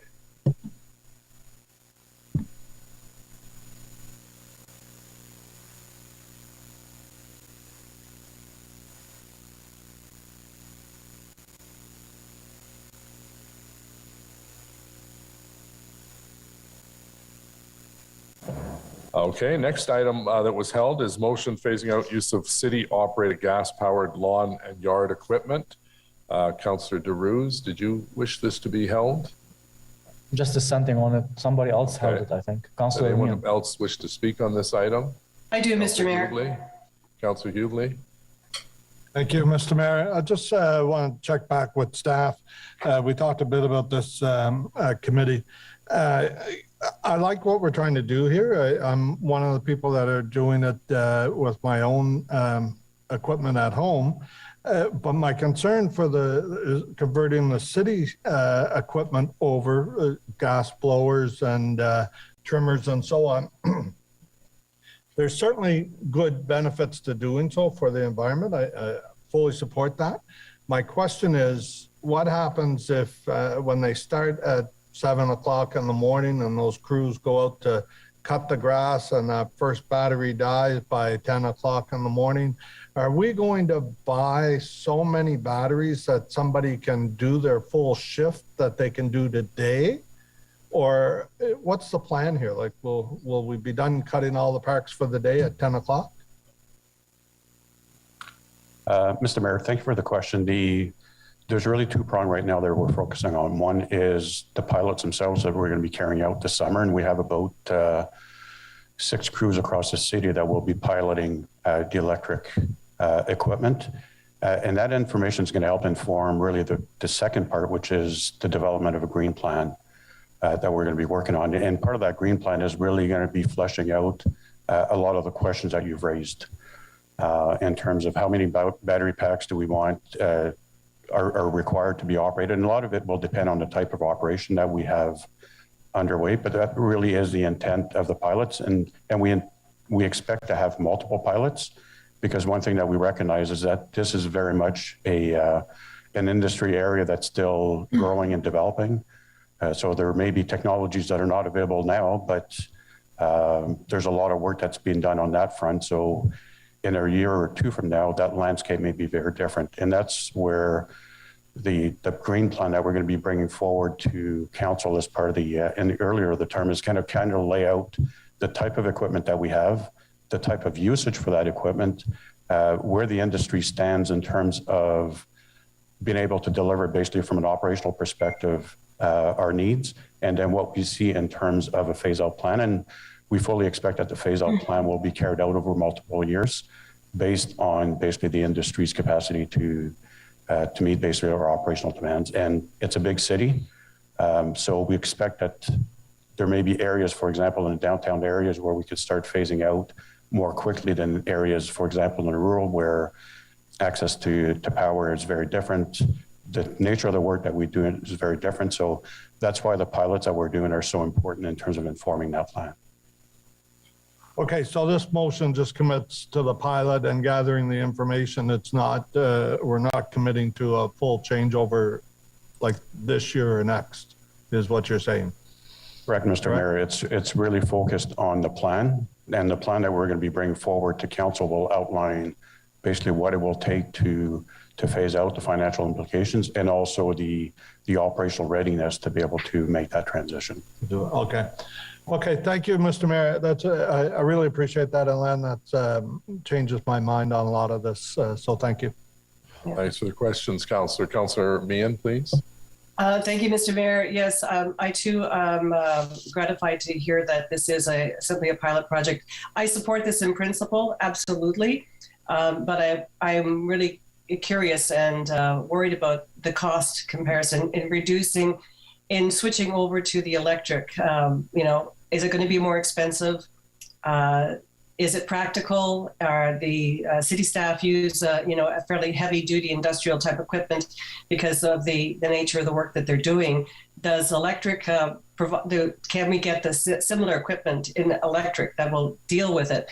And so if those questions are going to be answered in the pilot project, then I fully support this. So thank you very much. Thank you, Councillor. Councillor King, please. Thank you, Your Worship, and I'm pleased that the Environment Committee approved the motion to test electric versions of leaf blowers and other yard tools with an ultimate objective to completely phase out city-owned gas-powered lawn maintenance equipment. As we know, most gas-powered lawn equipment operates on a 2 or 4-stroke engine because it allows the equipment to be light and portable while still powerful. However, these 8 engines are so fuel inefficient that operating a commercial gas-powered leaf blower for 1 hour can emit as much nitrogen oxide and reactive organic gas emissions as driving over 1,700 kilometers in a new passenger vehicle. Beside the unnecessary greenhouse gas emissions, this contributes significantly to ambient air quality and the formation of particulate matter, which have direct negative health impacts. A typical 2-stroke leaf blower also operates well above the decibel levels that our bylaw stipulates for equipment such as air conditioners, exhaust systems, or pool filtration pumps at a level World Health Organization has determined to be negatively impacting our health. It therefore makes sense for the city to adopt zero-emission equivalents to small off-road engine equipment utilized to maintain green space. This initiative would reduce the air and noise pollution generated by 2-stroke gas-powered lawn and yard equipment currently in use, such as leaf blowers. The phase-out would begin with a pilot. So I think staff did emphasize that. We want to look at the equipment first and then make decisions based on data. Considering the fact that this council declared a climate emergency, we should not be using gas-powered equipment in public parks, near schools, or near community centers where green spaces are often found. The battery technology required for commercial grade zero emission equipment is rapidly becoming available, and users such as the National Capital Commission have already indicated their intention to transition to zero emission equipment. Stepping up our own efforts to transition away from this outdated, harmful technology as quickly as possible is the logical course of action. I therefore appreciate the efforts of staff, residents, and also council colleagues in moving this motion forward. Thank you, Mr. Mayor. Great, thank you. Councillor Brockington, please. Thank you, Mayor. Just briefly, first, I just want to thank Councillor King for his efforts to first bringing this forward at committee and now at council today. I think it's very important, and I'm pleased this is before us. And I think there are a number of questions that have been asked this morning that help us understand this better as far as the pilot and what staff's intentions are. The number one complaint in my ward with respect to this type of equipment, acknowledging there are environmental concerns, is actually noise and the disturbances that these tools or equipment causes within residential communities. So my question to staff is, when they report back to council on the success or effectiveness of the pilot, will you also mention noise reductions that the equipment that you're going to use have in residential areas or parks? Yes, Mr. Mayor, when we report back, when we talk about environmental implications, environmental noise is also one. So not only are we looking at emissions, we're also looking at the noise factor and making sure that whatever equipment we're going to be using is addressing both the air quality component, but also the noise aspect. Excellent. All right, thanks very much. Thank you. So on the report, Dissent, Mr. Mayor. Dissent by Councillor Deroux. Next is item 11, disposition of 2021 tax and rate supported operating surplus, règlement de l'excédent de déficit de 2021 des opérations financées par les recettes fiscales. Councillor McKenney already introduced her motion. We'll put that back up on the screen. Other speakers, Councillor Meehan on this item, the amendment or the main report. Councillor Meehan. So I think you're on mute, Councillor. Sorry. I don't want to comment on Councillor McKenney's motion, but I do have a question about the transit portion of that. So I'll wait until we get to that. No, we'll do it all. You're next on the list. You can raise it now. Okay, thank you very much. My question has to do with the $15 million that we're going to be putting back in the transit reserves.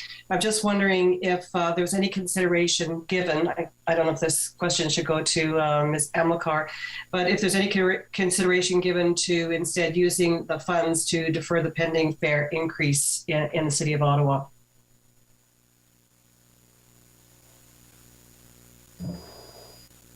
Councillor, I can speak, and my colleague, Ms. Amilcar, can add to my answer.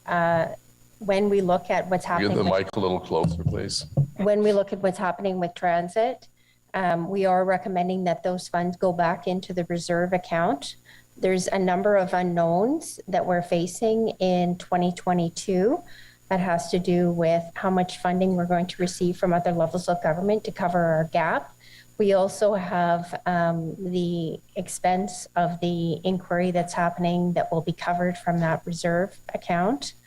And our recommendation is that the funds flow there to provide that financial mitigation for impacts that will flow through to the city at the end of the year for 2022. Well, thank you. I do understand that, but we always have, we always have these issues when it comes to transit. There's always unforeseens and unknowns when it comes to the funding. Given that our ridership continues to be low, the federal government is committed now to hybrid working, so we're not going to see as much transit going downtown. And the price of gasoline, a lot of people would, might consider a transit pass at this point, so that they don't have to fill up their tanks at $1.65 a gallon. I'm wondering if, this money would be better used at this particular point to keep the transit fares low. we're always going to be facing a shortage of funds when it comes to transit as we continue with a model that clearly doesn't work for the city. So to offset a fare increase, which I believe is coming at absolutely the wrong time, I would suggest that maybe this is a better use of the money at this particular point. Would you realize, Councillor, this is one-time money. You can't put it into the operating budget and you dig yourself in a deeper hole next year. Well, I mean, permanent solution you need permanent dollars for a permanent solution. It can't be one-time dollars that are. Well, I mean, yeah, it's one-time dollars, but we've got to do something. We've got to do something. And we spent what, $8 million over Christmas to provide free transit, and now we're raising fares. We've got to do something a little bit differently. So that's why I'm asking for this to be considered. Okay, Councillor Brockington, please. Thank you, Mayor. As of this time yesterday, I had a motion teed up to come to council this morning with respect to not Councillor McKenney's motion, but this greater motion. And it was about allocating additional monies for sidewalk repair. And I just want to talk to this very briefly. In my ward in particular, sidewalks, some sidewalks, not all, are in rough shape. And in 2, if not 3 of my 6 major neighborhoods, the neighborhoods themselves are 60 to 75 years old. So infrastructure is certainly showing its age. We have sidewalks that are peeling, heaving, cracking, and are at a danger to pedestrians who have documented fallen and been injured over time. Many of these sidewalks are not on the repair list, not on the short-term or medium-term repair list. And as staff can attest to, I've been working with them for years to get more attention and investment, not for fancy bells and whistles in my ward, but for fixing existing infrastructure that is posing a real and present danger to my residents. And I know this is not just to my ward. So yesterday I had this motion teed up. Speaking with staff, the city treasurer, the GM for Public Works, there is a commitment this fiscal year to put more money into sidewalk repair. And so rather than put forward a motion today, Mr. Mayor, I just want to give staff the opportunity to comment on this particular item, what they're going to do in this respects, and how sidewalk repair will be getting more attention from this point forward.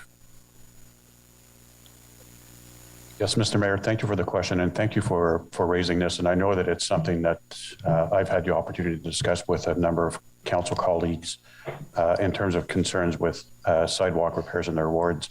The piece that we're looking at doing a little differently this year is from a public works perspective, where we look after kind of the minor maintenance of the sidewalks. Typically, we have a budget of about $3.5 million for various concrete repairs. And what we've seen over the past couple of years, especially over the last 3 years, is we haven't been able to fully spend those funds for various reasons. A lot of it is industry challenges. We're still dealing with a hot construction market. The way that we procure the works, mainly through standing offers, is probably not the most appealing way for a lot of the contractors, and probably not the most effective way to deliver some of the repairs. So what we're doing for this year is we're actually working with our finance colleague and also infrastructure colleagues. Is we're going to be taking basically that $1 million or so that we've been underspending, put that into a minor capital account, and we're going to be working with our infrastructure services team to be able to deliver on that work. So one is, it's from a delivery perspective, will increase our capacity to be able to deliver, and also increase the chances that we're actually going to be spending that money. And something that we're going to be using as a pilot for this year, and that's going to help to inform basically our approach for the 2023 budget and beyond. But I think what it will lead to is more meaningful change also in the communities, as you pointed out. And that's very much appreciated. So because of staff's commitment to this particular budget line, that's a significant issue in my ward and many other wards. and that there's another $1 million that's going to be made available to invest into sidewalks, I'm not bringing forward a motion to tease out some of the operating surplus. But I just want to say, we as a council, and I acknowledge that in 2022, there was more money put into a number of budget lines, roads and sidewalks. Sidewalks remain, and these deficiencies should not continue year after year. There should be sufficient money to uphold and maintain our basic infrastructure. So thank you to staff. Looking forward to the results of that pilot, and certainly looking forward to the 2023 budget where more monies can be put into this budget line. Thank you, Mayor. Thank you. Councillor Gower, please. Thanks, Mr. Mayor. I just want to make sure I'm understanding all the money and accounting around this. So the motion in front of us would put $5 million into a housing reserve. So originally, well, coming out of FEDCO, we were going to be putting $20 million into the tax stabilization reserve. So now we would be putting $15 million into the tax stabilization reserve. Is that correct? That's correct, Councillor. And what would that mean in terms of a year-end 22 projected balance? How much would be in that tax stabilization reserve at year-end? Given the news that Ms. Gray spoke about regarding the Social Services Relief Fund money, it's very good news. The projected balance would be about $44 million. Our target is approximately $51.5 million. So we're just a little bit down from what we had projected when we tabled the budget. Okay, so we'd be at 44 million. Our target is 51. Over the past few years, how close have we been to that 51 target? I guess putting in context 44, are we about in the range where we've been at over the past several years? We've never met the target, Councillor. We set that when we brought the reserves report and bylaw forward in 2018. That is our goal, to get there in terms of having that security blanket for our finances as we move forward to future years. And how do we know, why is 51 million the target? How do you come up with 51 as an appropriate amount for tax stabilization? It's a good question. We actually hired an independent consultant to do a review on reserves. They did a benchmarking practice exercise across Canada to determine sort of what is that kind of safety blanket that you require to be able to respond to unforeseen events. When they brought the report forward, they set those standards for various reserves across the city. Specifically for the tax stabilization reserve, they set a minimum amount and a maximum amount. That minimum amount, I believe, is 31.5, and our maximum amount is 51.5. So it's really looking forward in terms of those unforeseen items that we might see come our way and being able to deal with those. Okay, thank you. Yeah, I don't disagree at all with the motion that's in front of us. I just want to make sure that we understand the implications for the tax stabilization reserve. One final question. Over the past few years, what are some typical reasons that we have dipped into that tax stabilization reserve? I know we've had a lot of motions or proposals of what we could use that for, but what are some typical things that council has done recently with that particular reserve? It's a good question, Councillor. You're testing my memory a little bit here. Typically, the reserve is for deficits. That's the main source of it. So to cover any deficits that the city has in past years. We've been fortunate in the last couple of years that we have had surpluses. The other reason for leveraging the tax stabilization reserve is for one-time events where we don't have to build a base budget for that. Specifically, we did leverage it in last year and the year before when we were funding our long-range housing plan to make that investment in housing. And we will do that until we increase our base over time. So typically the items are small in nature. They could be an emergency related piece. So whether we have one of those, a tornado or some sort of climate event where our expenses are greater than what we've budgeted for at the end of the year. Okay, thank you. Thank you, Mayor. Thanks, Councillor. Councillor Kavanaugh, please. Thank you very much. Thank you very much. I just wanted to state that I agree with Councillor Brockington on the comments about sidewalks and appreciate the effort that was made on this. This is very important for inner urban areas with the older infrastructure. And in my ward, I've got messages from seniors who are tripping and falling this spring over the fact that the sidewalks have deteriorated over the winter. That can be expected, but what isn't expected is we don't know the timeline for repairs and if it will get on the list. So these are very important for that walkability that we're looking for. So I appreciate that. I think that needs to be a permanent improvement in that line. So thank you. Thank you. Anyone else on the item? So on the amendment as presented, carried. On the report as amended. Carried. Thank you. Next item is item 15, official plan amendment, Manor Park North, modification de plan officiel Manor Park Nord et Manor Park Sud. Councillor King asked that this be held. Councillor. Thank you, Your Worship. In terms of this application, I'll be supporting the memorandum of understanding that through continuous dialogue between the developer and the community will create a community benefits agreement.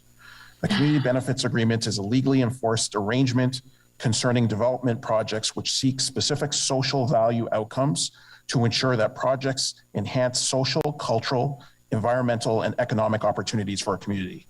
I'm very pleased that the MOU will enable the community to work with the applicant to address a broad range of community needs through the creation of an agreement by the community for the community, which will be the first of its kind in Ottawa. I'm also supportive of this MOU since it will provide guarantees against tenant displacement and will also provide guarantees for housing affordability. I therefore will be voting in favor of recommendations 2 and 3. I, however, have many continuing concerns about the land use planning aspects of the proposed secondary plan for Manor Park North and Manor Park South. I have heard from the community and I agree with them that this redevelopment goes beyond this community's fair share of the city's intensification, not just in terms of the massive overall increase in development density, which exceeds city targets by 1,000 units, but in the typology of towers, instead of ground-oriented family-sized units, and the locating of these high-rise and mid-rise towers other than near to transit priority corridors such as Montreal Road. I had heard very clearly from the community that, and very informed consultation processes actually took place on this file. We had over 4 consultations, hundreds of people participating, 500 people contacting my office.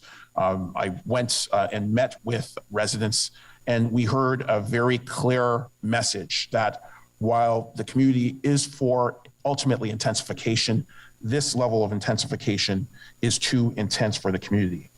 In addition, this planning application is deficient since there needs to be a better coordinated commitment between the applicant and the city for realistic and funded plans of better transit service, active transportation, and other physical and social infrastructure improvements. Transportation planning that truly takes into account and plans to accommodate the cumulative impacts of the build out of Wateridge Village and other developments along Montreal Road and Beechwood, and protection of community green space and the tree canopy, along with a study to predict and plan for the mitigation of environmental and health impacts during the multi-decade demolition and construction phases once the development is fully built out. Which would include everything from management plans for excess soils, construction and demolition waste, including asbestos and other hazardous substances, to controlling noise and dust and construction equipment emissions, to urban design for health and well-being, along with effectively creating 15-minute neighborhoods. Due to these deficiencies, I'll be opposing the planning elements of this file, and I'll be voting against recommendations 1 and 4. Thank you, Mr. Mayor. Thank you. Conseil Fleury, s'il vous plaît. Merci, Mr. Mayor. Well, thank you very much, Mr. Mayor. Congratulating and thanking our colleague here who we really have a unique situation with the applicant, with the community, with the city, and with the local councillor. A lot of work is being done, and I have a couple of reflection. Obviously, there continues to be concern around heights and density, and I think we have to recognize that remains a challenge for the local councillor and for the community. But I think as a council, we have to take a deeper look at this and really, there's a unique opportunity. We have a long-standing landlord of rental housing. Many are family units. We have a situation where we're not faced with risk of renovictions. There's actually agreements that are in place, and really want to thank our colleague and the community to working with the applicant to get there. And there's a unique opportunity here to see a long-standing landlord continuing to invest or renewing the investment in rental housing stock within Manor Park. So I'm well aware of the concerns of the heights and density, and support the community and Councillor King's concern. I think this plan is long-standing, will take decades to develop. So I think the conversations will continue.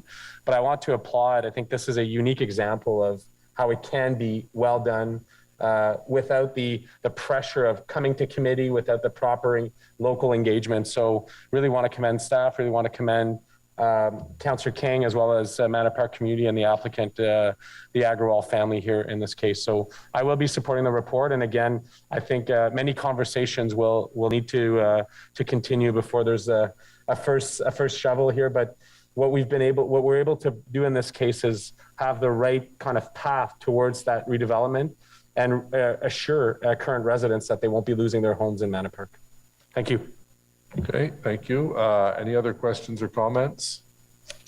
So on the motion, carried. Dissent says noted by Councillor King. Next, Councillor Fleury has asked that we hold number 16, light rail regulatory. No, it's the motion operating deficit. Sorry, is it the Transit Commission? You'd ask no, it's the motion from Councillor Brockington. I believe it's item number 17. No, that was the offset of funding for Mosi Transpo, asking the federal government. Motion to request federal funding offset was item 17. It's already been passed. Okay, that's fine, Mr. Mayor. I will withhold my. Okay, so going back to an item, light rail regulatory monitor and compliance plan, received. Next, we have item 18, motion to determine the scope, approximate cost, and timeline for a study to examine the effects of various fare structures on transit ridership. Councillor Menard, if you'd like to introduce the motion, please. Yes, thanks very much, Mayor, and thanks to Councillor Tierney for working on this and seconding the motion. We had a good dialogue at Transit Commission the other day. So I'll just read the motion. Be it resolved that in recognition of the effect that increased transit use could have on reducing auto traffic and positive outcomes for the city's transportation network, tourism, and economic growth, staff be directed to scope a study, A, to evaluate the potential benefits and costs of removing the need for some or all residents to pay fares. Example, free transit for those in grade school and secondary school, free transit in clogged corridors such as Bank Street, Hazeldean and Robertson Road, Montreal Road, Carling Avenue, for seniors, and universal transit access or a citywide U-Pass. B, to examine the effects of the recent periods of no charge service offered and how universal access could significantly restore system use. C, to provide information from comparator cities offering free transit in Canada and around the world. And D, to provide information on recently announced new and potential future federal support for transit operations. And E, to suggest criteria for council to consider when evaluating the results of the study. And be it further resolved that staff aim to provide this scoping to the Transit Commission in Q4 2022, and that work begin following adoption of the long-range financial plan for transit and be informed by that plan. I think it's important. I think folks read the recent Kelly Egan article. I think he's come around to understanding the need to study this issue, which is what this is asking us to do. Is we've been implementing this in various ways, Mayor, and we should study it so that we find out, the best way to utilize this as a policy tool. I appreciate Councillor's support today on this. Great, thank you. Councillor Hubley.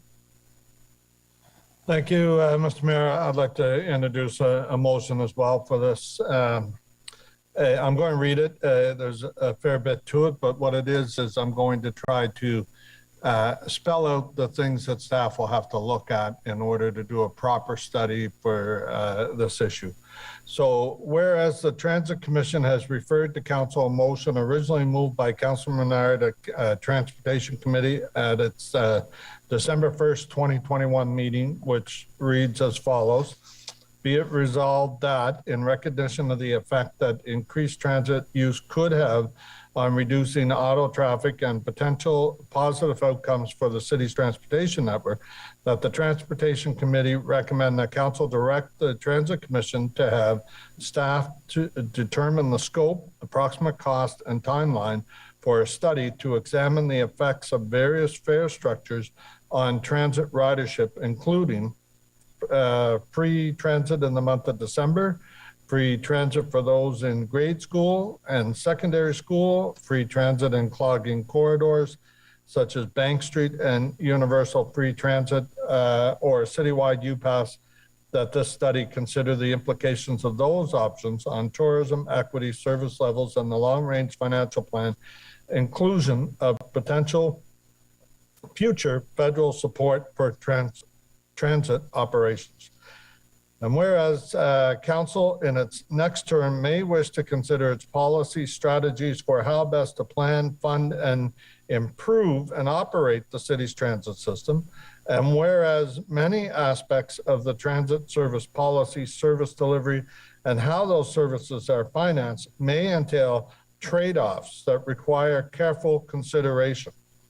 Whereas completion of a current long-range financial plan for transit, otherwise known as the Transit LRFP, is essentially as a basis to evaluate potential policy changes. And whereas the Transit LRFP is currently being updated to reflect the changes in the affordability metrics over the past several years, and whereas the revised Transit LRFP will be setting a new baseline affordability model for the next 30 years. And whereas the work required to develop the Transit LRFP will include reviewing the impact of various funding strategies on affordability and financial sustainability, including the financial impact of fare increases or fare freezes, and the financial impact of shifting the ratio between fare and transit tax. And whereas staff are planning to present the revised Transit LRFP and affordability model at FEDCO in Q2 of this year, and whereas council acknowledges that the assignment of staff time to this matter will reduce the staff time available to complete other items on the approved OC Transpo business plan for 2022. Whereas council acknowledges that there will be a cost to engage specialist consultants to develop the outline and estimate the estimate described below, and that the funding, the cost will reduce the amounts available to complete other approved capital projects. Therefore, be it resolved that staff be directed to prepare an outline of a possible study on these matters to include the following points plus any associated analysis, such as, number one, potential benefits of removing the need for transit customers to pay fare. Under that, I have reduced barriers to mobility, increased participation in the labor force and city activities, increased transit ridership, reduced auto travel, reduced cost of fare collection. Number two, the potential costs resulting from the removal of fares. Lost fare revenue, short-term, post-pandemic, and long-term with normal growth rates. Additional transit capacity required for the short-term and the long-term. Capital and operating costs, including additional buses and trains and additional maintenance facilities, and any other associated capital and operating costs. Number three, identification and comparison with other potential ways that council could invest the same amount, such as fare reductions targeted to particular customer groups, increased investments in transit service levels, increased frequency on more routes, capital and operating costs, including additional buses and trains and additional maintenance facilities. Increased investments in rapid transit expansion, capital and operating costs, including the delivery of O Train Stage 3 and other rapid transit facilities identified in the Transportation Master Plan. Number 4, potential city-wide benefits. Economic benefits of increased mobility and increased participation in the labor force and city activities. Number 5, potential citywide drawbacks. Economic effects of increased property taxes and the equity implications of increased property taxes. Number 6, comparators from across Canada and around the world. Number 7, potential availability of funding from senior levels of government. Number 8, suggested criteria for council to consider in evaluating the results of this study. And be it further resolved that staff prepare an estimate of the time and cost to conduct a study of these matters with sufficient detail that council can use it to make policy decisions. Be it further resolved that the cost to prepare this outline and estimate be funded from within the current capital authority to an upset limit of $50,000. Finally, be it further resolved that the staff provide this outline and estimate to the Finance and Economic Development Committee for consideration at the same meeting that the Transit LRFP will be presented. Thank you, Mr. Mayor. Okay, and the motion's been emailed to everyone. This is a replacement motion, as I understand it. So, Ms. Stephenson, can you give us your comments on both motions and your perspective, please? Thank you very much, Mr. Mayor, for the opportunity to speak to this. Staff are certainly supportive of the replacement motion and the reporting through to FEDCO.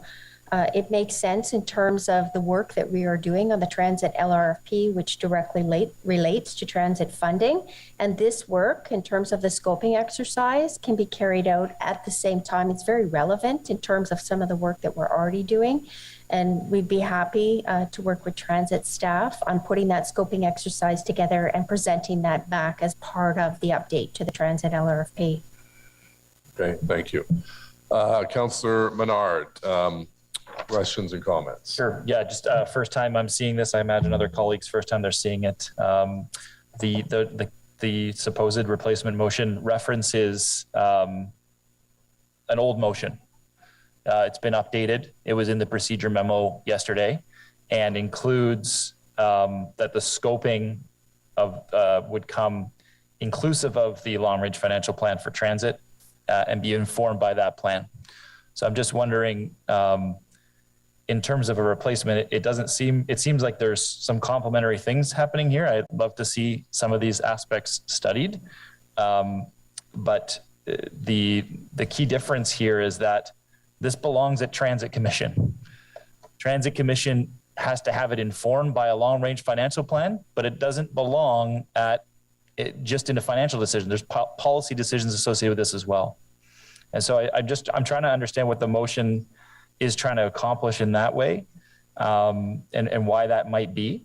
This new motion that I've put up here includes the long-range financial plan and also some other roads that have been identified as key east-west and north-south routes that could benefit, as we've been seeing in areas like Buffalo, Calgary, Boston, many other places. So I want to make sure we're capturing the original motion I had put on the floor here and gave everybody quite a bit of notice. The last time we talked about this was December 2021, Transportation Committee, Transit Commission, and now we've been referred to council here. So I guess, Mayor, in the spirit of trying to be collegial and have collegiality, I guess I would just ask that, we can pass both motions. I'm fine with that. Some of my colleagues may want to refer the one we've just seen, but I think we can probably pass both motions here. But this needs to go back to the Transit Commission as well. It can't just go to FEDCO. There's a lot of policy implications here. Transit Commission is set up for a reason. So I just want to know the difference between the two and whether this will go to Transit Commission or not in terms of the way you're looking at it as a replacement. And if you'd reconsider that decision as a replacement to just pass both motions and make sure this ends up at Transit Commission. Thanks. Yeah, we have to deal with the Hubley-Cloutier motion first, as it's a replacement motion. And my understanding, Councillor Hubley, is that the work is to go to FEDCO, and the treasurer has confirmed that. The ideal solution that I'm proposing in this motion is that we deal with it at the same time that we get the long-range financial plan back, Mr. Mayor, so that it's all done in one meeting, hopefully, and that we have a way to go forward here. I've added some detail into it, but as Councilor Menard has said, it's mostly very complimentary to his motion. It's just to try to get a good scope of what the study would look like, and so we can figure out a real cost to it.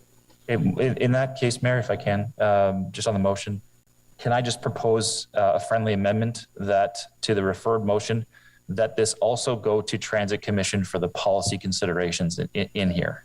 If we did that, I think I could support the replacement as long as it goes to Transit Commission as well. I'm trying to be collegial here. I hope we can all do that more often. The mover of the motion, whether that's a friendly amendment. I'm good with that, Mr. Mayor, as long as we deal with both at the same time at FEDCO. You know, what happens afterwards, well, that'll get determined by what we I think maybe get out of the put it at reports. Transit as an information item, because the decision has to be made at FEDCO. So if you're, we can change the amendment or amend it to say that it also be referred to Transit Commission as an information item. You're agreeable to that, Councillor Cloutier? As the seconder of the motion? Okay. Okay, so we'll amend that as indicated. Councillor Cavanaugh, the floor is yours. Thank you. I was wondering if it's possible to have a joint meeting with the Transit Commission and FEDCO for this issue, since it involves both performance and the financial. But I think it would be important to have both those voices, since there's obviously some people who are not on FEDCO.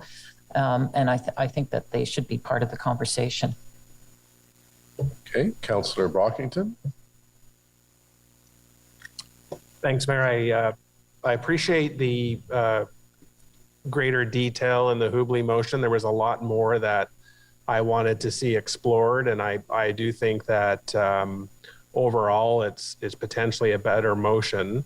I want to suggest one thing, and that is, I think that the Transit Commission should meet in advance of FEDCO to seek their input and feedback on the staff report and recommendations. And if the ultimate decision is going to be left to FEDCO, they should consult, or at least the Transit Commission should have been consulted in advance, not simply here's an information report, FYI, we've already made the decision. The Transit Commission should be consulted, feedback garnered, and provided to feed into the discussion and decision makings that are going to happen at FEDCO. So to the chair of the Transit Commission, I would ask you to kindly consider calling a special Transit Commission meeting to receive the staff report and set of recommendations before the FEDCO meeting, because I think that input is very, very much needed. My question to staff is just to clarify what exactly is going to come to FEDCO in June for action versus information. So you've got the revised, if you could just comment on the long-term plan, what action items are going to be expected of FEDCO in June? And with respect to the Hubley motion today, what will the action items coming out of that? You're going to provide an outline, an estimate of what this intensive review will entail. Is it simply, here's the information and we'll discuss this at a future date, or will there be action recommendations embedded in your report to proceed forward? I just want to wrestle with what we are going to receive in June. Excuse me, Mr. Mayor, if this motion is adopted today, we would bring to the FEDCO or the Transit Commission, as you decide, a scope for what the study would be, how it would be conducted, how we'd recommend it would be conducted.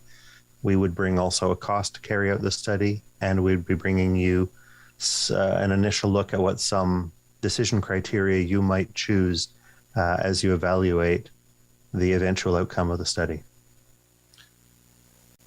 Okay, so it makes no sense to me that the chair of the Transit Commission would move a motion today and expect this to come to FEDCO and not back to his own committee to seek the input and feedback of transit commissioners, and that a staff report for information would come to the Transit Commission after FEDCO had already met to make decisions. So I highly suggest and request that the Transit Commission be called in a special meeting before FEDCO meets to have that discussion, to compile that feedback and input to inform FEDCO when they meet on this matter. And so, Mayor, I would like council to make that decision today. I would like to move a motion. I don't have wording available, but it's simply that a special meeting of the Transit Commission be called in advance of the June FEDCO meeting to receive the staff report on this matter. I mean, we can refine the wording, but that's basically my intent. Make a recommendation to them. Yeah, is it on the motion or the LFRP? All matters that the Transit Commission should be both aware of, but also provide input and make decisions on. So in my mind, it would be bundled. It would be both the long-term financial plan and the outline matter that we're discussing today. I think we just agreed, though, that it would go as an information item to the Transit Commission. So when that takes place, I think it should be left up to the chair and the vice chair to determine. But that's, Mr. Mayor, that's after the fact. That's after FEDCO will have met in the matter. And I do believe the number one body that should see this report first is the Transit Commission. The Transit Commission chair is moving the motion today.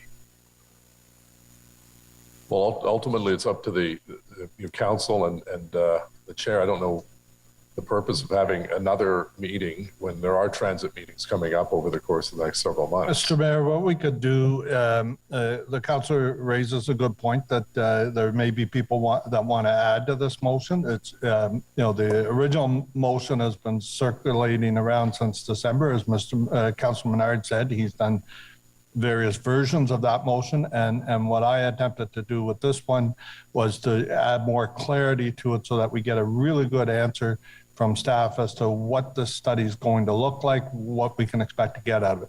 So if what the councilor is worried about is a canvas of the committee to see what the committee members would want to add to this, I have no problem with that. But council already voted that the long-range financial plan needed to go to FEDCO. And the expectation was once FEDCO dealt with it, then the Transit Commission would also be getting it and discussing it. This report, I think, feeds into the LRFP because free transit is an option. I have no doubt it'll be a discussion of the fall election campaign on how much tolerance there is to raise taxes to provide good things that we can all agree would be great for the community if we could find a way to afford to do this. That's a discussion that this study will contribute to, but I don't think we can have it without the report, and I don't think the report really helps us unless we have the long-range financial report as well. So that's why I'm hoping to see both done at the same time. And since council's already approved it going to FEDCO, that's why this motion suggests that staff feedback that answer on the cost of the study and so on to that same meeting. Thank you. Okay, Councillor Gower, please. I just want to clarify, I do have an intended motion on the floor. We can get some wording, but I'm not attempting to change the course of action of anything happening at FEDCO. I'm trying to establish a meeting of the Transit Commission, a special meeting of the Transit Commission before that FEDCO meeting. So the Transit Commission can provide input for consideration at the FEDCO meeting. That's As my you know, motion. Councillor, all members, elected members of council can come to FEDCO. So, Chair or Mayor, I'm putting a motion on the floor today. We've attempted this in the past where members of the Transit Commission have attempted, when the LRT was not functioning for a special meeting, the chair shot that down. We've attempted other special meetings in the past. We've gone 4 months in 2020 and in 2022 without a Transit Commission meeting. This is a critical subject matter. I'm putting the motion on the floor today. If council Mr. wants to Mayor, shoot on it a down, point of order, I did not, as the chair, shut down the meetings. We got involved in a pandemic. I know the councillor would like to suggest I brought COVID to Ottawa, but it's not going to work, Councillor Brockington. I did not shut that down. We went into a lockdown situation. We all, as a council, agreed to follow public health recommendations, and so that's what was done. There was no shutting anything down. Thank you, Mr. Mayor. all right, so get your motion, Councillor. If we can't read it if it's not written. All right, next, Councillor Gower, please. Thanks, Mr. Mayor. First of all, I think it's a very good motion that Councillor Hubley's introduced. I think it addresses a lot of the concerns that I've had around the debate around free transit. In particular, item number 3, the identification and comparison of other potential ways that council can invest money to improve our transit system or improve ridership. I think that's really important. Over the past 3 or 4 years, it's almost like we're throwing spaghetti at the wall on ways that we think might improve transit. And we've done that through some fare reductions and free fares. We've had free fare months. We've had changes for seniors, changes for kids. We're kind of all over the place, and we rarely have a clear goal or a way to measure these pilots or these experiments. So I have no disagreement whatsoever that we need to have a very comprehensive study. That's going to take a while. It's going to take into the next term of council. We absolutely need it because we're making it up right now with what we're doing, and that's not a fair way to plan or to operate our transit system. The reason that this motion is here at council, after it was at transit, after it was at transportation, I think we even talked about it in the budget process back in December. It's always been about this long-range financial plan. Without understanding the parameters of that long-range financial plan, it's really impossible to scope out any kind of measures or any kind of framework for what this final report would come up with. We'd again just be throwing spaghetti at the wall and making things up. I agree that every member of council and a lot of people in the public have some ideas and opinions, but we really need to have that long-range financial plan piece to help give us that anchor and give us realistic parameters in which we can have this discussion and start scoping out what we want to send staff or a consultant out on with the report. So I guess we're arguing about process now, but I'll listen to what my colleagues have to say, and hopefully we can come up in the end with a constructive solution. Thanks, Mayor. Thanks, Councillor. Councillor Leeper, please. Thank you very much, Chair. To Ms. Stevenson, in June, when we're dealing with the long-range financial plan, is it staff's intention to recommend a ratio of fare box to levy revenues? Thanks for the question, Councillor. There's a number of considerations that we have to look at when we're doing the long-range financial plan. That is one of them. We will be looking at the impact of property taxes, the fare revenues that are coming in. But the other layer that we have to put on this is really what that forecast of ridership is going to look like over the long term. And that's the big piece in terms of overall affordability. So we're going to be looking at those 3 items, but then a number of things layered into that in terms of what transit affordability looks like for the city. I'm just wondering how specific the recommendations that staff make when they bring the LRFP to FEDCO, how specific those recommendations will be. Will you be recommending a specific ratio of levy to fare box? That levy to fare box ratio will come through the budget process. We've discussed that. I think it was at budget time. There was a motion where we would take a look at that in terms of the next term of council. We're going to build that into the governance piece of it. But what we will do is we will look at how how potentially, and I'm going to say permutations, combinations, and scenarios in terms of what that's going to look like now on the basis of the work that we're doing, because ridership is going to inform the affordability of transit, as well as, you know, additional costs if we look at stage 3 and other things. So we're layering all of those pieces in to give you a picture. So will the recommendation that comes to FEDCO suggest a changeable ratio through the subsequent term of council's yearly budget processes? That counselor will likely come through the budget process. We'll be putting those scenarios in front of you through the LRFP so you can understand what the impacts are. Okay, and that's encouraging because for those of us who have sought lower transit fees through the course of the past several years, when we've sought those lower transit fares, oftentimes we are confronted with, well, no, the LRFP has prescribed a ratio and we're going to adhere to that ratio. And I'm taking what you're saying as understanding through the subsequent term of council that the ratio may be changeable from year to year, that the LRFP isn't going to lock it in. Is that a fair assessment of the kind of recommendation that you'd be making? We're going to look at, as I said, those scenarios in terms of what they look like. We will apply the fiscal framework that we have today. We know we have a ratio, a fare box to tax ratio in that today. We'll put those sort of scenarios in front of you. And as I said earlier, if there's a recommendation in terms of changing that, that will come forward through the budget process, through the next term of council. On a yearly basis? Or would you anticipate would your recommendation be that in the early budget directions that the first council meeting will probably set, that we would set a full term of council target? The term of council governance is set for the term of council. That was the direction that was received through the motion. So unless that changes, that's how we'll bring it forward. Okay, so it would be up to then the first council to make a determination that it wants to leave the ratio flexible on a yearly basis.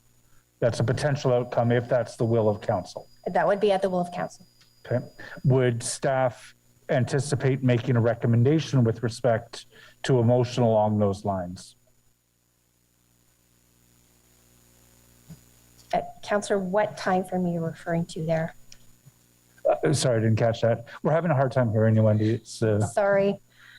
I said what time? I'm trying to understand the time frame in terms of what you're talking about. So we know in the initial weeks of the new term of council that overall term of council budget direction is frequently set.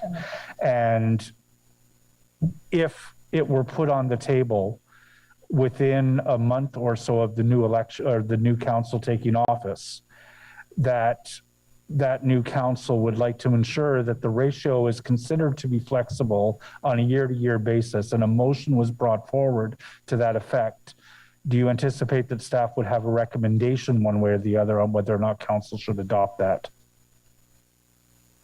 At this point, Councillor, I think it's very difficult to answer that question. I'm being perfectly honest with you. First of all, we need to finish the work that we're doing on the long-range financial plan and look at that overall affordability, and then look at those scenarios to actually bring a recommendation forward. So I think it's difficult to answer your question concretely. What you will see, and my colleague, Mr. O'Connor can correct me if I'm wrong here, we will be updating the terms of reference to the governance document that will speak to setting that ratio. It's not going to set the specific ratio, but it says we will set it for the term of council governance. We had talked about that piece of it, and then we will bring back our recommendations in the budget process. You'll see that in our budget directions report, which I believe will come in December, and then we will table, if that's approved, then we will table that through the budget process.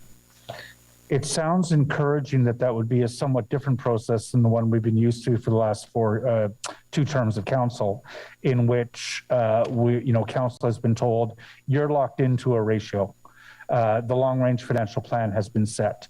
And my concern is that if we set that ratio in June, uninformed by a rich study of the implications of lower cost or no charge transit, that we're going to lose the ability to have that discussion in the next term of council if that's where we're going. So I'll be following the process carefully. I mean, colleagues, I get frustrated with this discussion because it's fairly clear math, right? And I don't think that there is any way in which we can implement significantly no charge transit without affecting the ratio. And I think we need to leave it open what that ratio is going to be, because many of us around the table are going to find that that is a significant question during the election campaign. And candidates are going to be elected in the next term of council who are going to have made commitments to the fare ratio, which is the only meaningful way I can foresee that we're actually going to achieve something like no charge transit. And so I urge everyone to keep that in mind, that for the last 2 terms of council, we've been told you're locked into a 45-55. And when June comes around, let's make sure that we are leaving ourselves the flexibility in the next term of council to adjust that according to what the electorate tells us they want us to do from now until October. I'll leave it there, Chair. Thank you. Right, and Ms. Stephenson, also in the report will indicate if council wants to, the new council wants to go to no charge, what that would cost on the tax bill for citizens, the percent and the actual dollar amount. Correct? Yes, that's correct, Mr. Mayor. So that's one of the pieces. I think that's an important debate to have on the election trail, to go out and firmly stand, on a side of whether it's, no charge or a different version. But people have to know, just because, council makes the decision that they're not going to charge fares, the money has to come from somewhere. And the only alternative we have is property taxes. So I think that's an important debate to have. And I look forward to, on the sidelines, watching where everyone stands on that issue. And I'm sure they'll be very, very clear. Councillor Curry. Thank you, Mr. Mayor. I just have a couple of questions on this motion. So this motion lists a number of things that staff will do to give us the right information that we need, or a new term of council. So my question is to staff, is everything you think we would need in this motion? Because the comment is, well, should we go to Transit Commission and ask them what they think? I would only ask them, is there anything else in this motion that's missing? Because the next term of council doesn't want to get the results and say, oh, well, we didn't ask this, or we didn't have this information. So the question is everything in this motion that needs to be in this motion so that a next term of council could say, hey, I think it's a great idea to have free transit, or hey, I think we could have transit at $1 per ride, or something more specific? But is everything in this motion that we need, is in it right now? Yes or no? Mr. Mayor, the motion lists a number of things, but it also says or other associated matters. So our reading of this motion is that if we identify other things that ought to be included during this scoping exercise, we would bring that recommendation back when we bring this outline and estimate back.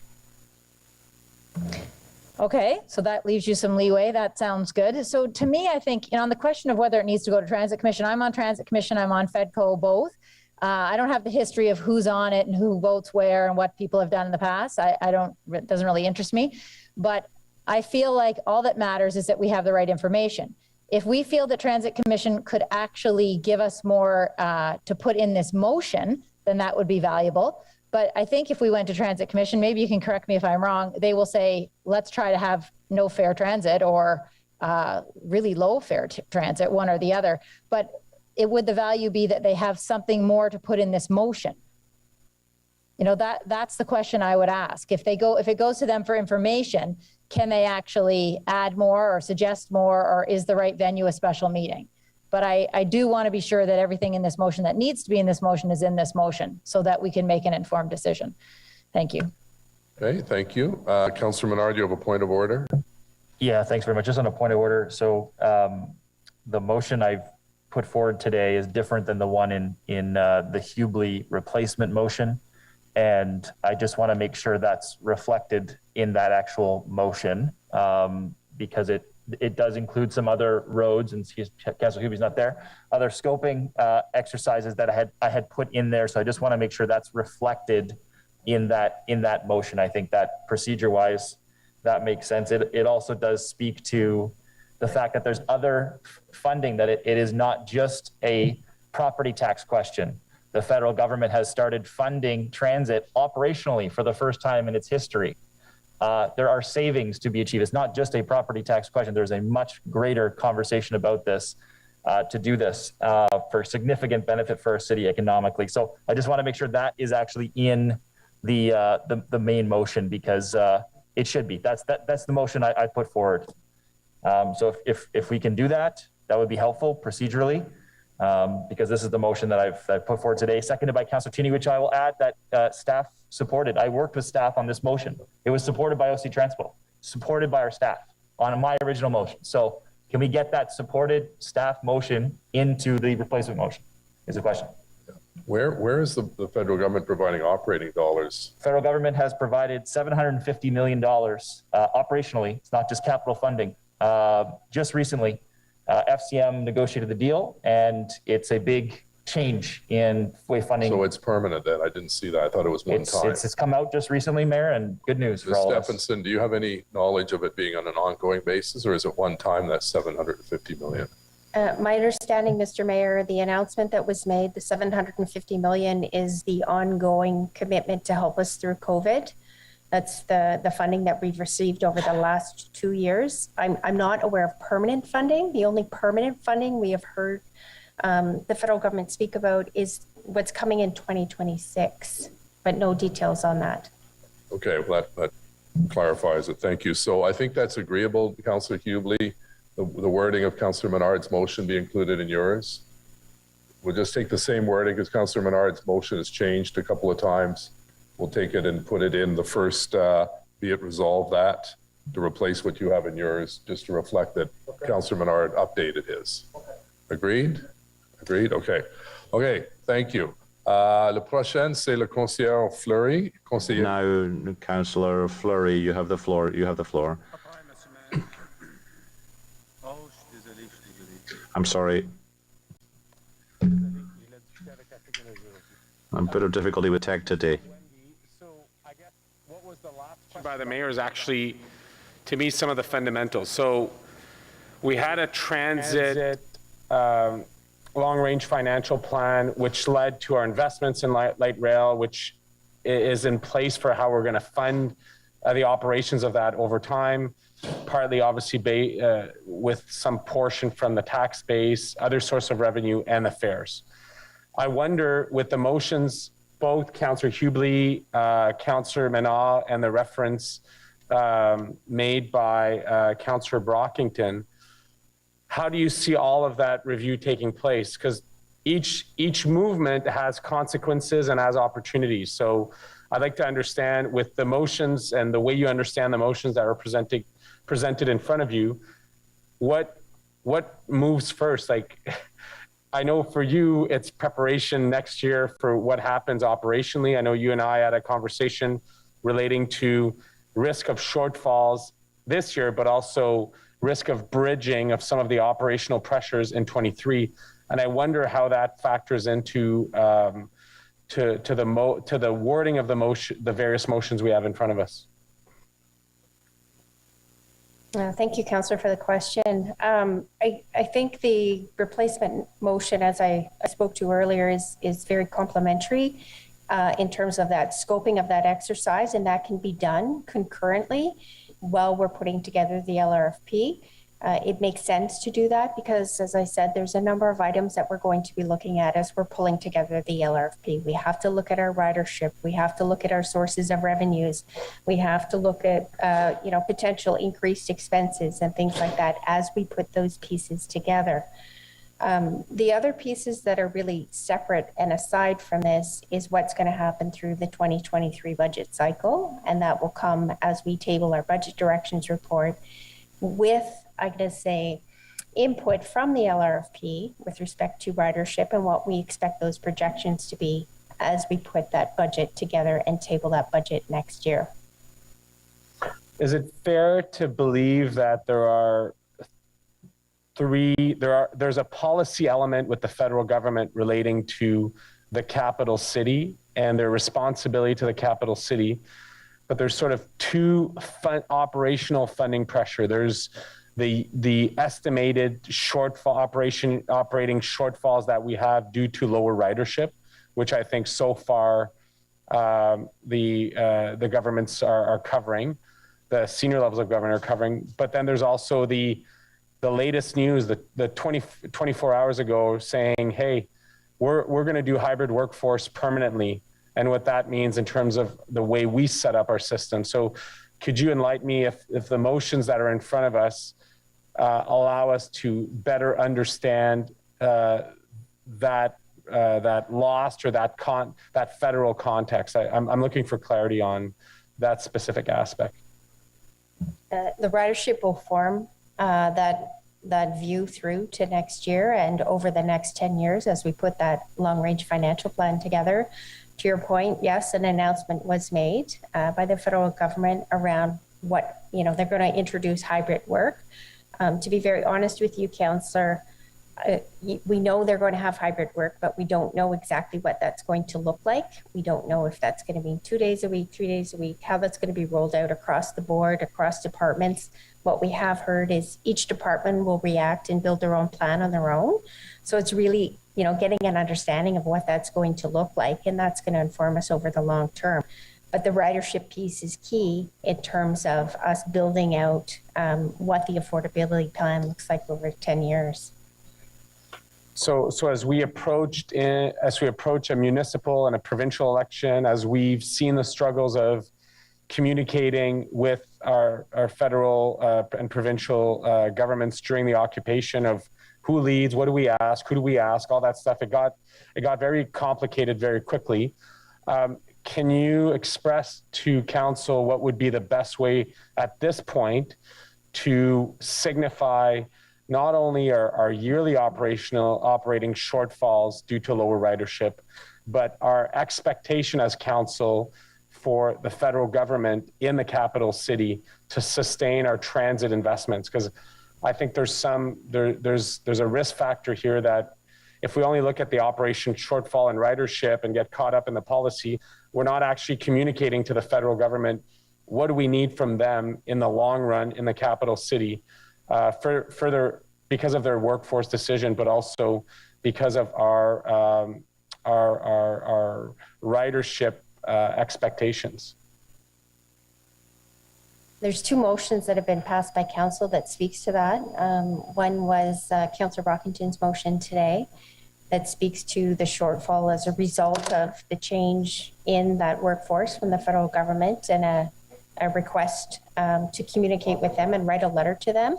And the second one comes through, I believe it was Councillor McKenney's motion at budget time, where she looked at what the impact would be or how the federal government could assist municipalities in terms of getting closer to lowering that fare box revenue for our users. So there's two mechanisms that have already been leveraged and in play to address your question.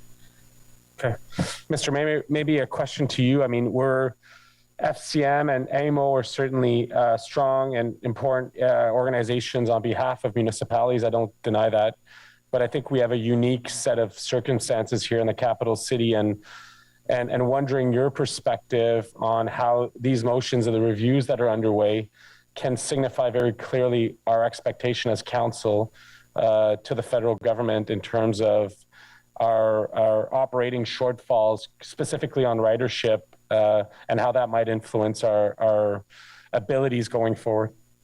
Yeah, unfortunately, I don't think we're unique. Every municipal transit service has suffered. I think ours a little more because of the convoy for almost 4 weeks that is unique. But I talk with other mayors and they're having the same challenges in terms of people working from home, not coming into the downtown. But we do have a motion that has asked staff to or I will write a letter and communicate with the federal ministers as well as the provincial government to ensure they understand if we're growing our system and improving our system and making it more reliable, we need more resources to do that. So my hope is that we receive a positive welcome, but we know both other orders of government are in difficult financial circumstances themselves. So certainly if this passes, this will be one more tool in our toolkit to go and convince them that we're serious about trying to improve the transit system here, and not just improve it, but grow it. We want a commitment, a firm commitment on phase 3. We got it from the Prime Minister during the last election. My hope is the Premier announces his commitment for Canada, Stittsville, and Barrhaven during his election, because we have the momentum going. We've got stage 2 well underway, and we need to get to those fast-growing neighborhoods in Barrhaven, Stittsville, and Canada. Thank you. Thank you. Thank you, Mr. Mayor, and certainly agree with you on the capital front. I wonder if on the operational shortfalls due to lower ridership, if we could ask for something a little more specific, because we all remember the Eco Pass that the federal employees used to have, the Monday to Friday commuting. I mean, our system's built around them, and then they're not coming back full time. So maybe you and I could take it offline. I appreciate your interest. Thank you, Councillor Dean. Thank you, Mayor. I just want to be clear where we are right now. I haven't heard from Councillor Brockington if he has written a motion. If he has, I'd like to know what it says. Yeah, I'll read it out. That a special meeting of the Transit Commission be called in advance of the June FedCo meeting to receive the staff report and recommendations regarding the transit LRFP and the outline and cost estimates for an extensive review of various transit fare models and their benefits costs. And is that seconded by who, Councillor Brockington? Who? Okay, Councillor King. Okay, Councillor Deans, the floor is yours. Thank you. Well, I support the motion from Councillor Brockington. Transit, I think, is one of the most important issues facing us today, and certainly for many, many years to come. Our councils over many years have made a decision that we want to drive people to riding public transit out of their cars because of the climate emergency, because of smart growth principles. For many, many reasons, investing in public transit has been an important consideration for this city. And we have had some bad luck, as have every other municipality probably around the world, in terms of transit ridership and the pandemic and the impacts. The City of Ottawa has been particularly hard hit through the pandemic because of the nature of our employment, largely federal government employment, largely people going downtown to work, and we built a transit system based on that model. And yet today we have seen, because of COVID, that the world has changed and our city has changed around us, and our ridership has plummeted for a number of reasons, probably in part because we created a transit system that hasn't been working to the level of our expectation. And hopefully over time that will be fixed. But for now, it has been an issue, along with the change in work habits. And that has resulted in our ridership numbers plummeting. And I think what we can all recognize is that we have to do something differently. And I think that's what this debate is about. And the question is, what do we do about it? And what I take from the motion that Councillor Hubley put on the floor today is that it's being looked at primarily or solely through a financial lens. And of course, a financial lens is a very important lens because affordability for all the taxpayers in Ottawa is a huge consideration, but it's not the only consideration. We also have policy considerations and what makes the best sense for our city in the long term. And that's why I think what Councillor Brockington is asking for today is essential. We need to allow the policy piece, the Transit Commission, who consider policy, who hear from the public from a policy perspective, to do their work and to hear from the public at that Transit Commission about their views on what we should be considering and what, the price elasticity is, what the, what would drive people to public transit, what are the other considerations beyond finances that would make a difference to people that would have them choose transit?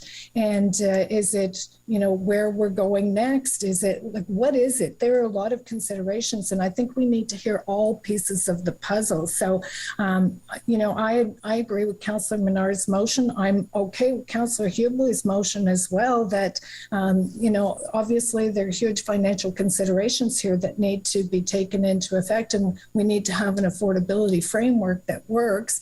We also are coming to the end of a term, and a new term and a new council may have very different ideas, and I think the view of the public is very much evolving.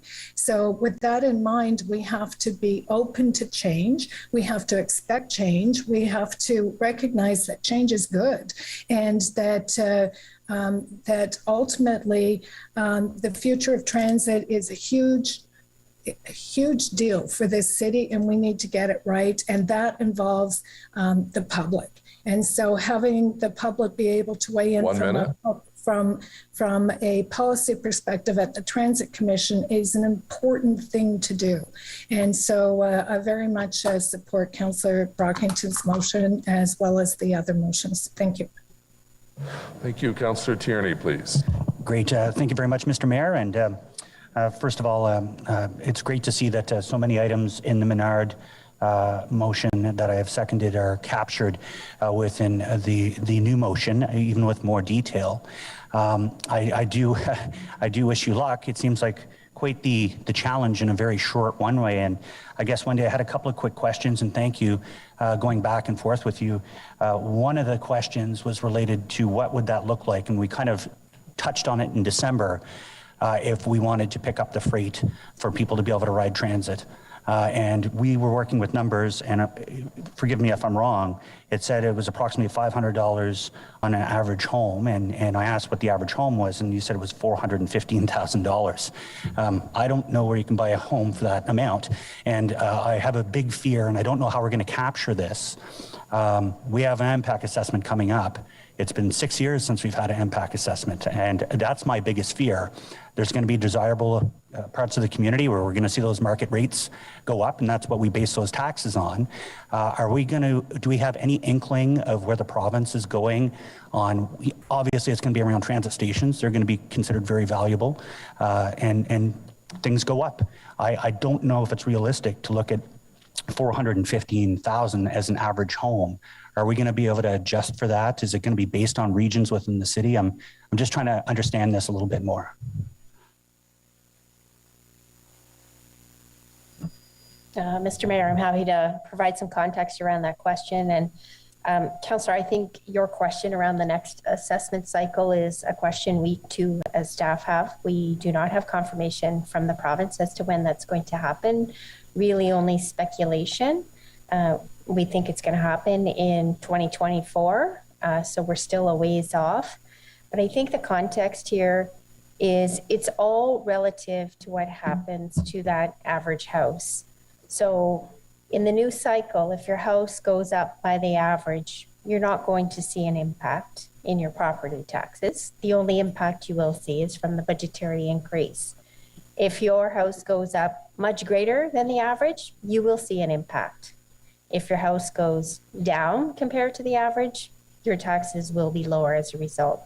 So that's the lens that we can put on it now, not having the information with respect to what the cycle is going to look like, what those values are going to be, and when it's going to happen. Great, and I truly appreciate that and understand that, and I get the relatively, the looking at it from a global pie perspective, but for people that live in communities where I remember last time in Beacon Hill, it went up by 26% over a 4-year cycle. There was a lot of seniors that were very concerned with that. So I like to really paint an honest picture where, specifically about my community. In my case, I have to worry about that. But it's always a fear. The other thing too is I think there was some good, I think the mayor alluded to it recently, the Treasury Minister alluded to possible government buildings being converted to housing. Obviously that will have an impact on things. Are you going to be able to find a way to be able to figure that into what comes at the end of the day on a calculation on how that might change things as well, because obviously we're going to lose some of that driving downtown money as well within the fare cycle. Yeah, there's, I think, two pieces to that. So really that ridership look ahead, right? In terms of what is the ridership going to look like? And that's the work that's being done. And the second piece around the conversion is really just with respect to the revenues that we receive from the federal government, which are payment in lieu of taxes. So if they start selling off some of those buildings, then that will have a bit of an impact on what comes in. Okay, great. And last but not least, I from a federal government perspective, if the feds want to get into operational, how are we going to confirm ongoing support from that perspective? Like, obviously, you're going to have to connect with our federal partners to see if there is those opportunities for this report. Would I be correct in that? I believe that's what the mayor was discussing earlier in terms of the letter that he's going to prepare to write to the government as to what that's going to look like. So seeking some of that regular operating funding to come in advance of the commitment that they've made in 2026. And that will be informing us. Great. Thank you, Wendy. Great. Thank you, Councillor Duda. Thank you very much. I guess I'm seeking a little bit of clarity on the process here from staff's perspective, because my understanding is we did have a motion that was before us, brought forward by Councillor Menard and Councillor Tierney. It has now been it's being replaced, but in reality, it's now being combined with a motion brought forward by Councillor Hughley that actually expands the scope of what was going to be looked at, which I fully support. I think we need to look at all the options. We need to also combine that with the long-range financial plan and get a full and honest inspection for our community, our residents, our transit users, our property taxpayers, to understand what are the benefits, advantages, implications of transit, free or otherwise, or a greater shared responsibility on the property tax base and the ratio. So I'm very much in support of the combined motion that we have before us that was brought forward by Councillor Hughley. I'm not certain, though, what a meeting of Transit Commission prior to would bring forward. And I say that, and this is in all honesty, maybe if the mover of the motion would like to clarify, because my understanding is the motion that was originally proposed today now has been combined and has been expanded, was based on conversations at Commission, has been based on, as I think the mover said originally, many, many, many months, if not years of conversations with the community. We're now asking staff, and we'll be bringing it forward to FEDCO, to not only start the process of having a fulsome study into what this all means so we can have an honest conversation with our community. I'm kind of wondering why we want to do more talking. I'm kind of asking, what is the process for my clarification as to why we can't just proceed with this study and then go to the doors in a couple of months and ask people how they feel about this? Mr. Mayor, I could comment a little bit. The two motions here are not directing us to conduct the study. They're directing us to scope the study for later decision by council on whether to conduct the study. And I think that's a prudent way to go, because at this point, we who work for the city are, we're fairly experienced at making recommendations to you on transit in Ottawa, but we don't know in detail how these questions of no charge fares or comparisons of where to invest, whether it's in fare reductions or in service improvements. We aren't the experts on that across the world, and we need to engage people who are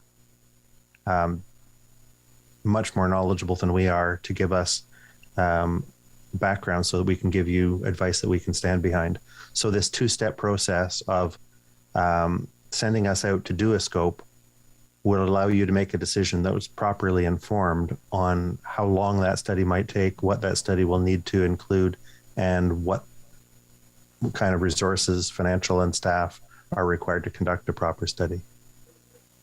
But my understanding, though, as well, is that it is possible for commission members to supply their their thoughts on scope inclusion in this. We also don't want scope creep. I mean, this isn't the first time a community or jurisdiction has examined fares, free or otherwise. So, I mean, once again, you know, if you pull up Wikipedia, there's a whole page on free fares. So I think we can maybe not encourage too much scope creep. I also would suggest too that at FEDCO, any member of council is welcome to give their thoughts on it. I welcome that. I think that that's beneficial, as well as the members of the community, because that is a committee. So I just don't see a point in having more talk about this. I think we need to move forward with having this study. I will be supporting it when it comes to FEDCO in terms of having the study done. I think it's essential that we have this conversation with all members of our community and actually get a sense as to what they feel in terms of whether it's free or whether they'd like to absorb more on the property tax base, or how they would like to see our transit unfold in the future for a more sustainable but accessible version of our transit fare system. So I will not be supporting Councillor Brockington's motion. I think we need to move forward with action. I think that the commission members are more than welcome to submit their thoughts and have that included in the scope. But let's just get this going and let's examine our fare structure. Okay, thank you. Councillor Hubley, do you want to wrap up? No, that's fine, Mr. Mayor. I think it's been a very good discussion. I know I'm ready to vote. I imagine most of my colleagues are too. Okay, well, I want to let colleagues know I'll support the replacement motion brought forward by the chair and vice chair of the Transit Commission. It recognizes the intent of the motion by Councillor Menard to scope out the extent and the cost of the study. We need to know that, but gets into quite a bit more detail in terms of the elements that should be taken into account by staff when determining the scope of the work.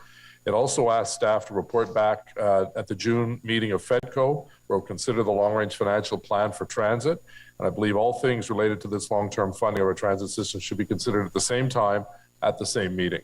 I therefore ask you to support the replacement motion from Councillors Hubley and Cloutier, which still honors Councillor Menard's request, which, while providing clearer guidelines and a mechanism to report back to FEDCO and Council in the coming months, as we heard from our City Treasurer and from Pat at OC Transpo. So on the Hubley-Cloutier motion, yeas and nays, please. Councillor Leeper.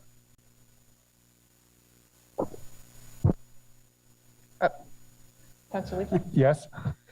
Councillor Dudas. Yes. Councillor Kitts. Yes. Councillor Meehan. Yes. Conseiller Cloutier. Oui. Councillor El Shantiri. Yes. Councillor Eglai. Councillor Deans. Yes. Councillor Kavanagh. Yes. Councillor DeRuse. Yes. Councillor Moffat. Councillor Fleury. Yes. Sorry, Councillor Fleury. Yes. Hey, I like curry. Yes. Councillor Luloff. Yes. Councillor Curry. Yes. Councillor McKenney. Yes. Councillor Hubley. Yes. Councillor Gower. Yes. Councillor Brockington. Yes. Councillor Shirelli. Yes. Councillor Menard. Carried. Councillor King. Yes. Councillor Harder. Yes. Councillor Tierney. Yes. Mayor Watson. Yes. 22 yeas, no nays. So next we have a motion by Councillor Brockington, seconded by Councillor King, to have a special transit commission meeting. Councillor Brockington, do you want to wrap up? I think I've said my bit. Thank you, Mayor. And Councillor McKenney, your lights, your mic's on. I'd encourage members not to support this motion. Councillor Hubley obviously has the right to schedule a different meeting or a separate meeting, but as we all know, we often find almost every member of council comes to our FEDCO meetings in any event, so it's not necessary. So yeas and nays on the Riley-Brockington motion, please.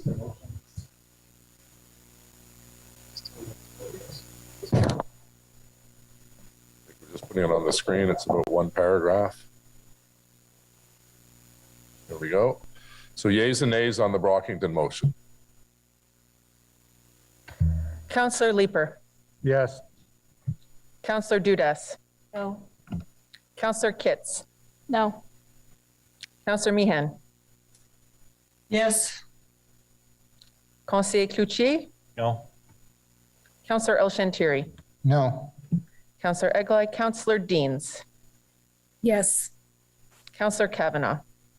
Yes. Councillor DeRuse, No. Councillor Moffat, Conseiller Fleury, Oui. Councillor Luloff, No. Councillor Curry, No. Councillor McKenney, Councillor Hubley, No. Councillor Gower, No. Councillor Brockington, Yes. Councillor Shirelli, Yes. Councillor Menard, Yes. Councillor King, Yes. Councillor Harder, No. Councillor Tierney, No. Mayor Watson, No. 10 yeas, 12 nays. Okay, thank you. Our next item that was held is what?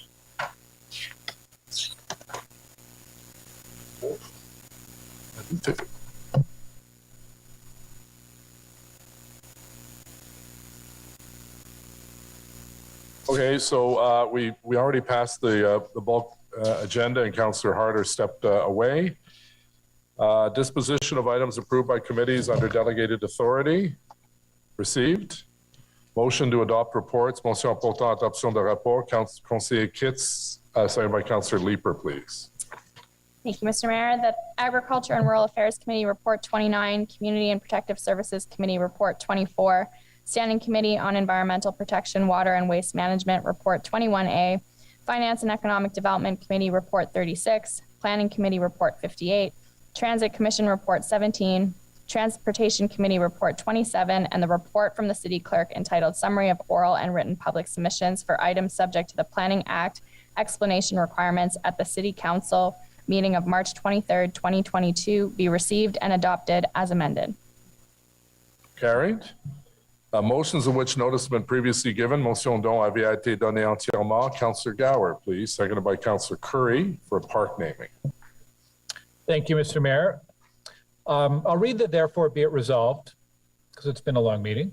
Therefore be it resolved that Paziana Park located at 852 Paziana Place be named the Constantine Ludi Park, and be it further resolved that an appropriate stand and plaque be installed displaying the name and including a brief history of Constantine Ludi's contributions. I'm asking council for your support in using this process for commemorative naming in recognition that Mr. Ludi's widow is experiencing some health issues, and it would help us organize a park dedication ceremony sooner than this fall. So it'd be much appreciated by the family of Mr. Ludi. Thank you. Okay, on the motion, carried? Carried. Okay. Next is a motion by Councillor Fleury, seconded by Councillor McKenney. I believe there's a new motion. This is a different version. Councillor Fleury, if you want to introduce the new motion. See it as it pops up on the screen here. Whereas the Mackenzie Bridge Capital Project is overdue for rehabilitation because of its structural deterioration, whereas the rehabilitation for this project is being coordinated with a redesign of the surface to improve active transportation infrastructure, whereas operational staff proceeded with the tendering of the project with planned construction to start this year. Therefore, be it resolved that staff submit an information report to the next meeting of the Transportation Committee and the subsequent council meeting on this capital project. And I believe both Vivi Chi and Tammy Rose have said that timeline is fine, Mr. Mayor. Can I just ask a question of staff? I'm not sure what an information report is. This item is already out on Mercs, if I'm not mistaken. It's out to tender. It's well overdue. We're flooding the NAC parking garage because of this poor maintenance on this bridge. So who from staff will answer what do you interpret as an information report? Does anyone? Mr. Mayor, it's Tammy Rose here on the Zoom call. So we're happy to take direction from this motion to understand the content of the report. But as far as we understand it, it would be a current state of the report, where it's at, current scope and timelines for construction. But is it not out for tender now? I'm not sure what the point of having an information report on something that's already out to tender. We have to start at this construction season. Yeah, that's correct, Mr. Mayor. The tender is on Mercs and is scheduled to close on April 26th.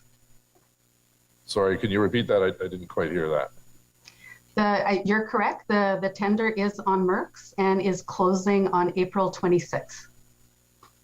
So maybe we can ask the mover, what do you anticipate being in this information report if the tender's coming in and the work is going to start this year? There are a number of stakeholders' concerns, and I believe for the record that it's important that I don't follow Mercs. I don't believe Mercs to be official reporting structures for the city. So I do believe that committee getting a report on what is finally the scope is appropriate. Okay, Councillor Tierney, it seems like that's a bit of a make work project for our staff. We're already strapped as it is, so I'm not going to support putting together an information report. You saw the report. It was you approved it when it first came out. Council approved it. Now it's gone out to tender, and to have staff come back and put together a 5 or 7 page report on exactly what we've already been discussing for the last year seems like a waste of time and money. Councillor Tierney. Great. Thank you, Mr. Mayor. And I'm happy to see a lot of the things have been removed. And now we've gotten down to a point where, and I know in a conversation with the councillor, he wanted to make his points public. Well, we're in the most public forum right now is the council meeting. And I think your constituents and the stakeholders that you represent are hearing you loud and clear. We also had a conversation about this entire project that was voted on in 2018. I was the only one that dissented on that project, by the way, I'll point that out. And now I'm very satisfied with this project and it going forward.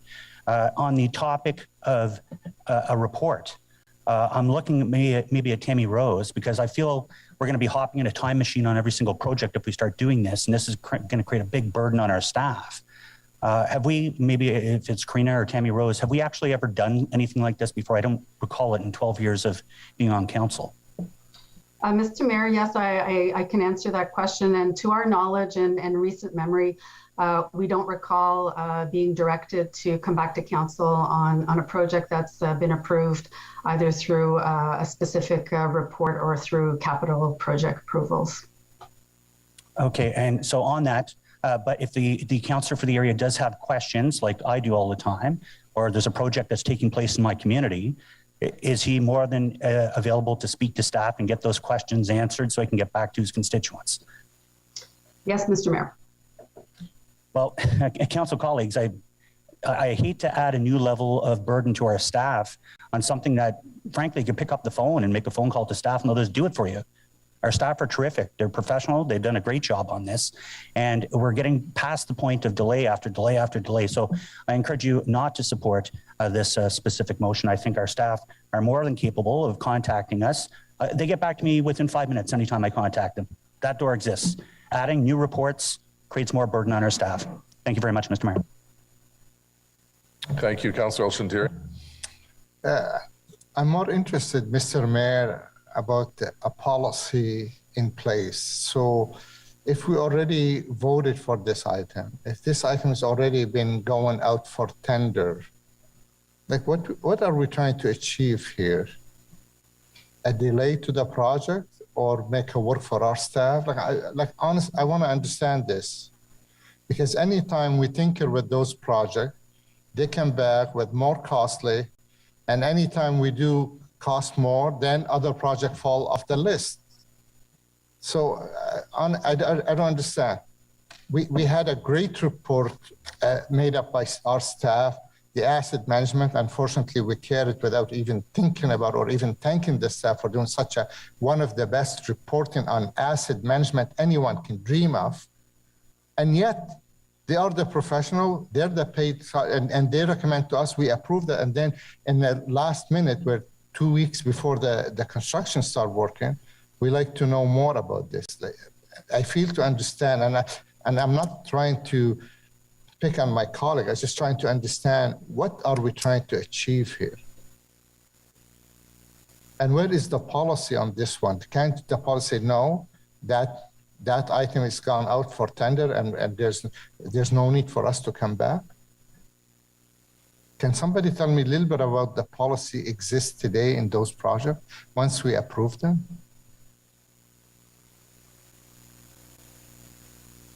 Tammy Rose? Yes, I can start off, and perhaps we can get, I don't know if Mr. Rick O'Connor would like to jump in from a procedural process. But as soon as staff is provided direction by council, either through a motion, direction report, project approvals through the capital budget process, we receive delegated approvals then to move forward and advancing those projects according to the agreed upon scope. So as far as we know, we have delegated authority to move ahead on this and any of the other approvals that we have to date. So that's my understanding of our process. Mr. O'Connor, can you confirm that? Yes, Mr. Mayor, that is the process. Okay, so we have a motion, yeas and nays. Okay, go ahead. Okay, so thank you, members of council. You will have projects in your ward that don't advance as you wish. The reference from the chair of Transportation Committee on my vote in favor was Downtown Moves. If you remember, Downtown Moves is quite large. It's from Bronson all the way to the University of Ottawa. This is a small scope of a larger project, which I support in theory.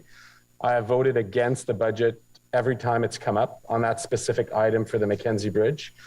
I have 4 areas of concern that are raised by my community that I've conveyed to staff.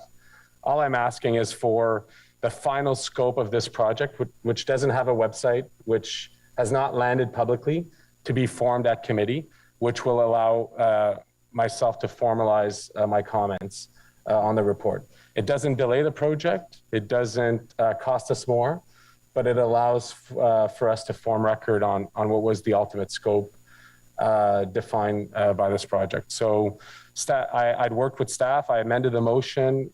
They were okay to come to the next Transportation Committee.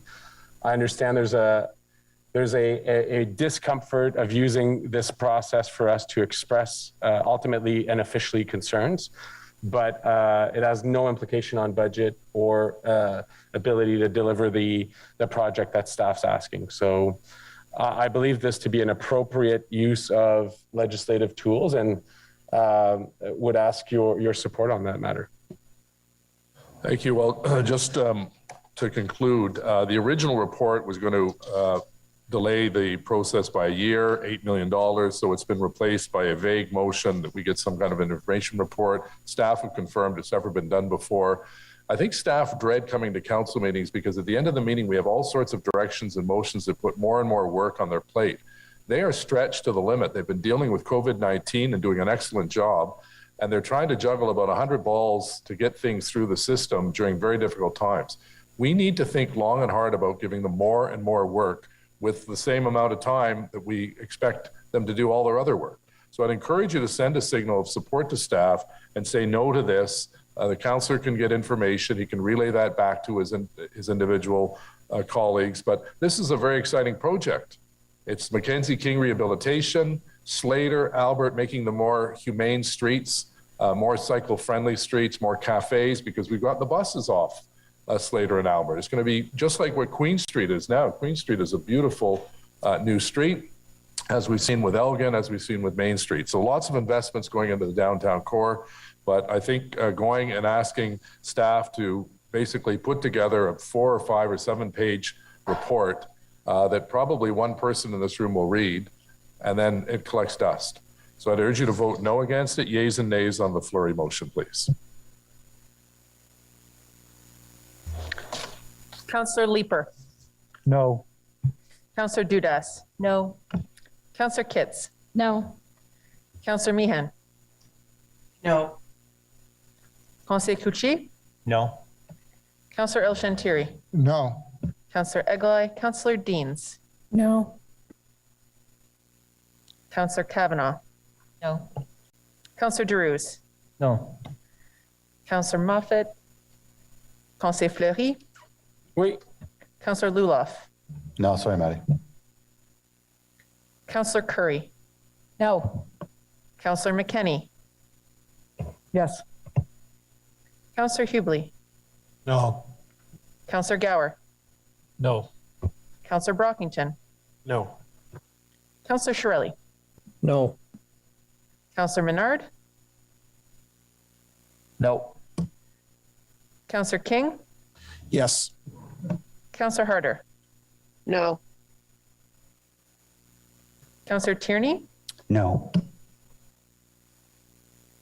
Mayor Watson. No. 3 yeas, 19 nays.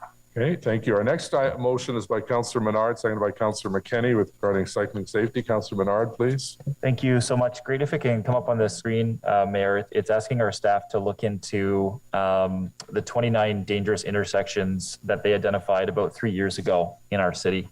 And it asked them to come back in budget 2023 to look at how we can rectify the situation. It's not giving strict direction on amount of funds or where and what, but it is asking them to take a closer and sharper look at this.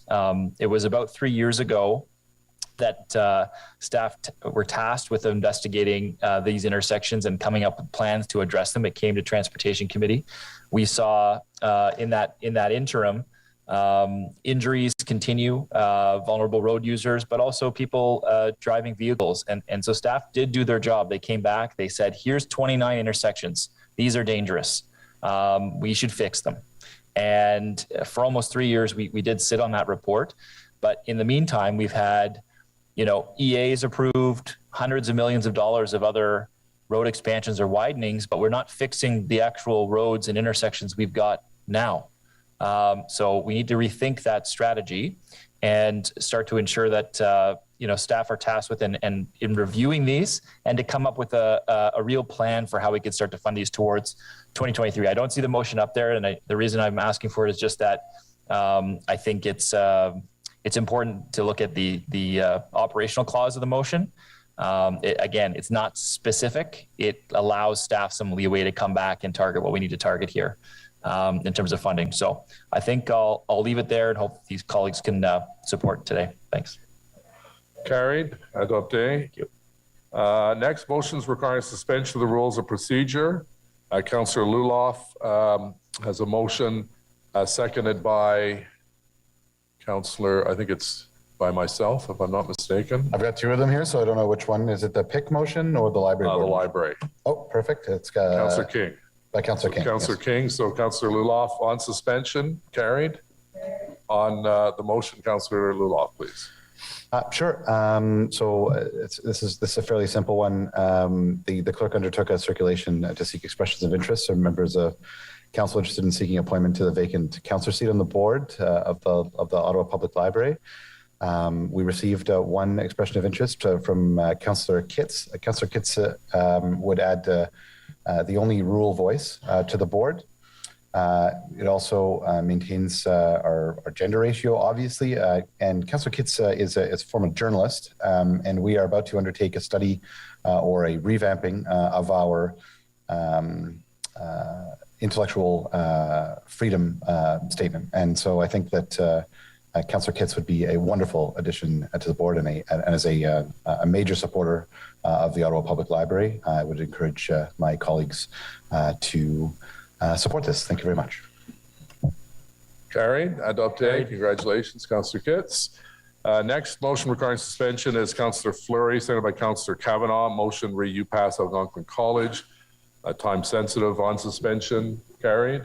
Councillor Fleury. Thank you, Mr. Mayor. I believe it was on the screen a few seconds ago. It's basically the motion that we carried last council meeting in relations to the UPass and includes the includes Algonquin College, who provided a deep review to OC Transpo of the impacts for their students. So glad to read it.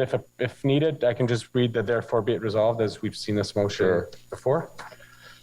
That the City of Ottawa provide the same offer to Algonquin College to accept at no charge a QR code passes valid for May 2022 travel on OC Transpo to be distributed to eligible students who held a UPass for the January-April 2022 term. Be it further resolved that estimated additional cost up to $325,000 be funded from the Transit Operating Reserve, and the city seeks to recover the foregone revenue from other levels of government in the request for compensation for the occupation. Mr. Mayor, I believe the $325,000 is the sum of all campuses, of all the UPasses, just to be clear. Okay, it's fair because we've offered it to the others. Carried. Next, Councillor Menard has a motion on refund options, and it's seconded by Councillor. Who's the seconder? Councillor Fleury. On suspension, carried. Councillor Menard on the motion. Thanks very much, Mayor. The last motion, staff were tasked to go back and speak with the universities and work through how this might function. The universities are asking for a change here. They're not asking for any more money from council. It's the same amount of funding, but they want to give students a chance who are going home and may not benefit from a May pass, students that have graduated, students that might be buying the summer UPass, which wouldn't benefit from that either, another option. And so we've worked with the universities, worked with city staff, and come up with an option that allows them to take the May pass if that's what they wish to do, or be refunded a small amount that would equal the amount council's already approved. So we wouldn't be going anywhere over what we've already approved. So it's therefore be resolved that staff, in cooperation with the 3 universities, offer to students the choice of either a no-charge transit pass for May 2020 or a refund of $13.25, being the maximum amount authorized by council on March 23rd, divided across the 44,100 UPasses that were issued to students at the 3 universities. Be it further resolved that the maximum amount be dispersed under this motion, either as a no-charge transit pass for May or a refund, remaining at that $730,000 amount. And be it further resolved that the city treasurer ensure that the identification of students eligible for refunds and the issuance of refunds meet all applicable financial audit and monitoring requirements. So a small change, but this responds to what the universities are saying. We've had conversations with our old stomping grounds at the Rideau River Residents Association. CUSA sent us letters on this. The university administrations have been involved, Mayor. So this will satisfy their concerns and the student concerns that have come forward. It'll help to anyway. Thank you. Thank you. Mr. Scrimger, could you comment on this? My understanding was that there was the university administration supported our original proposal. Am I mistaken on that? The universities have sent us several messages, and it's been different between the different institutions. Originally, both Carleton and University of Ottawa requested a full refund of that month, which, as we know, council decided against, or did not decide in favor of at its last meeting. We proposed another solution where we would engage with the students who are UPass holders directly with OC Transpo staff. University of Ottawa and has accepted that fairly explicitly. Carleton University, I believe, accepts it. They came back with another request yesterday, University of Ottawa did, which was for those people who would both hold a UPass for the January to April term and would hold one for the May to August term, that they would be able to have a full cash refund for the value for 1 month, which would be beyond the amounts that were set out by council at its last meeting. So there's been, there's different opinions, but they do accept our method of putting into effect the decision that council made at its last meeting. So here's the problem. We're going to have to issue upwards of 44,000 checks. And it costs us, Wendy, about $3.50 to issue a check. So that's $132,000 out the door, plus postage, and postage is not cheap anymore, plus the staff time, plus the fact that we're going to lose close to $1 million in transit when we should be trying to encourage people to take transit. We want to do that by allowing them an extra month without charge on their Presto card or their UPass. So I would hope that we would think long and hard about doing this, because we made a decision as a council not too long ago to go the route of extending the pass by 1 month.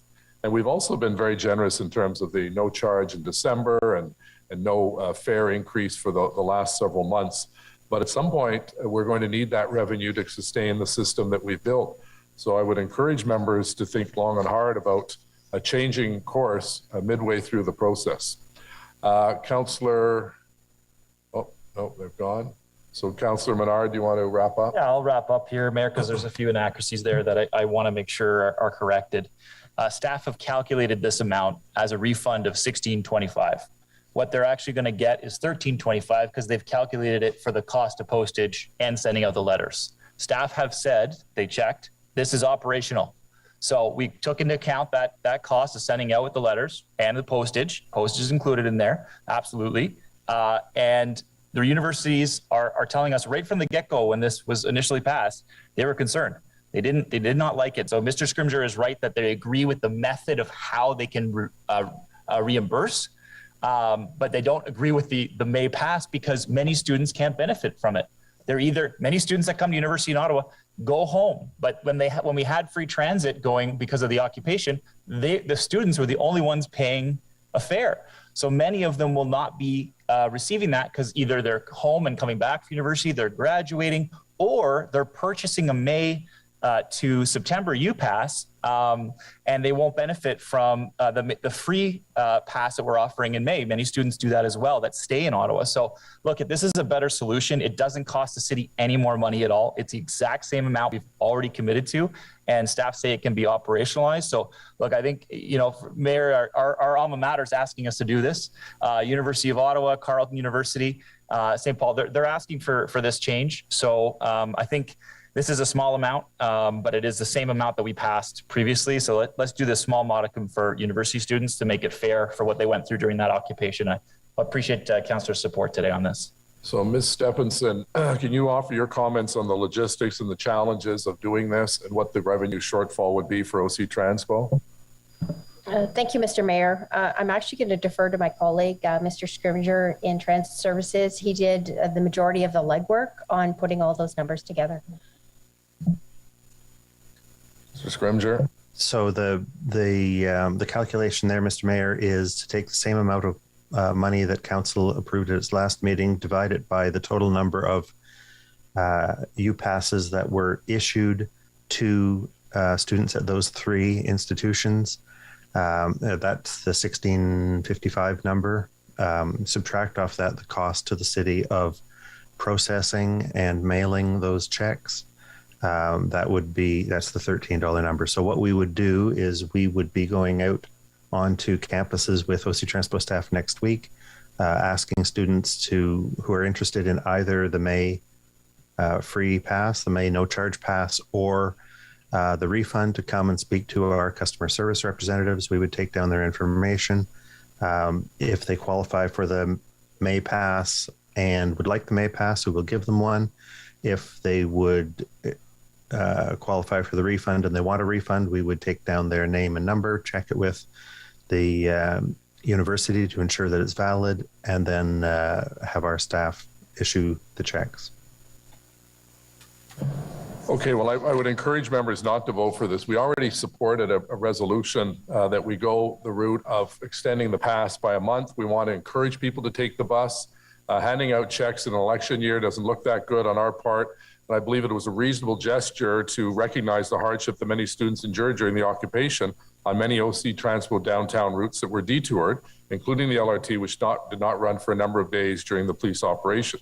It's important to note that the service never did stop during the occupation. It was always maintained on detoured routes that allowed people to get to where they wanted to go, maybe not as quickly as possible.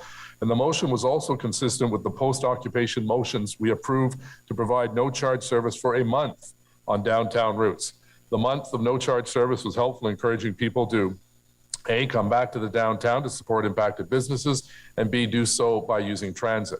Unfortunately, some have now decided to change course, and where we've been engaged in good faith with the universities to find a practical way to hand out these U-Passes extensions for May. So university has been told not to bother working with our staff because a motion would come forward today to secure reimbursements.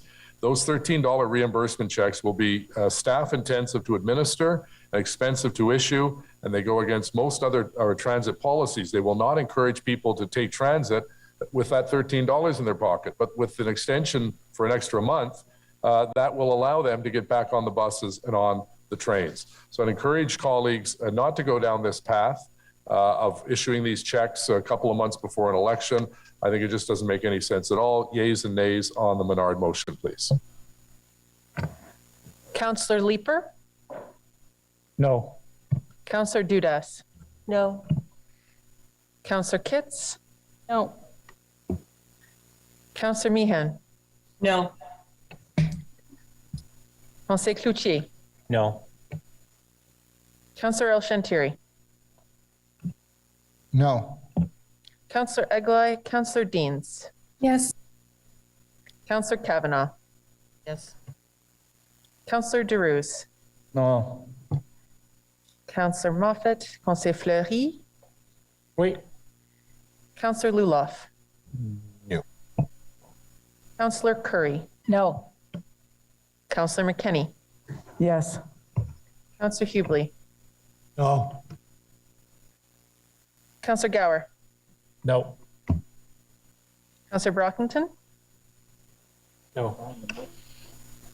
Councillor Shirelli, No. Councillor Menard, Yes. Councillor King, Yes. Councillor Harder, No.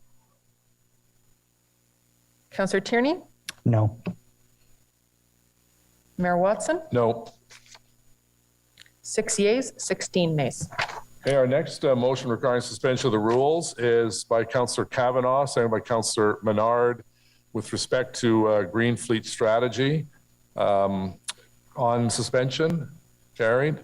Councillor Kavanaugh. Thank you, Mr. Mayor. And I want to give thanks to city staff on working on this motion with me, and also to the CAFE, the community associations in Ottawa for the environment. Be it resolved that the rules of suspension are, okay, I'll skip that part. I'll just go to the whereases, to the therefores, since we want to get out of here.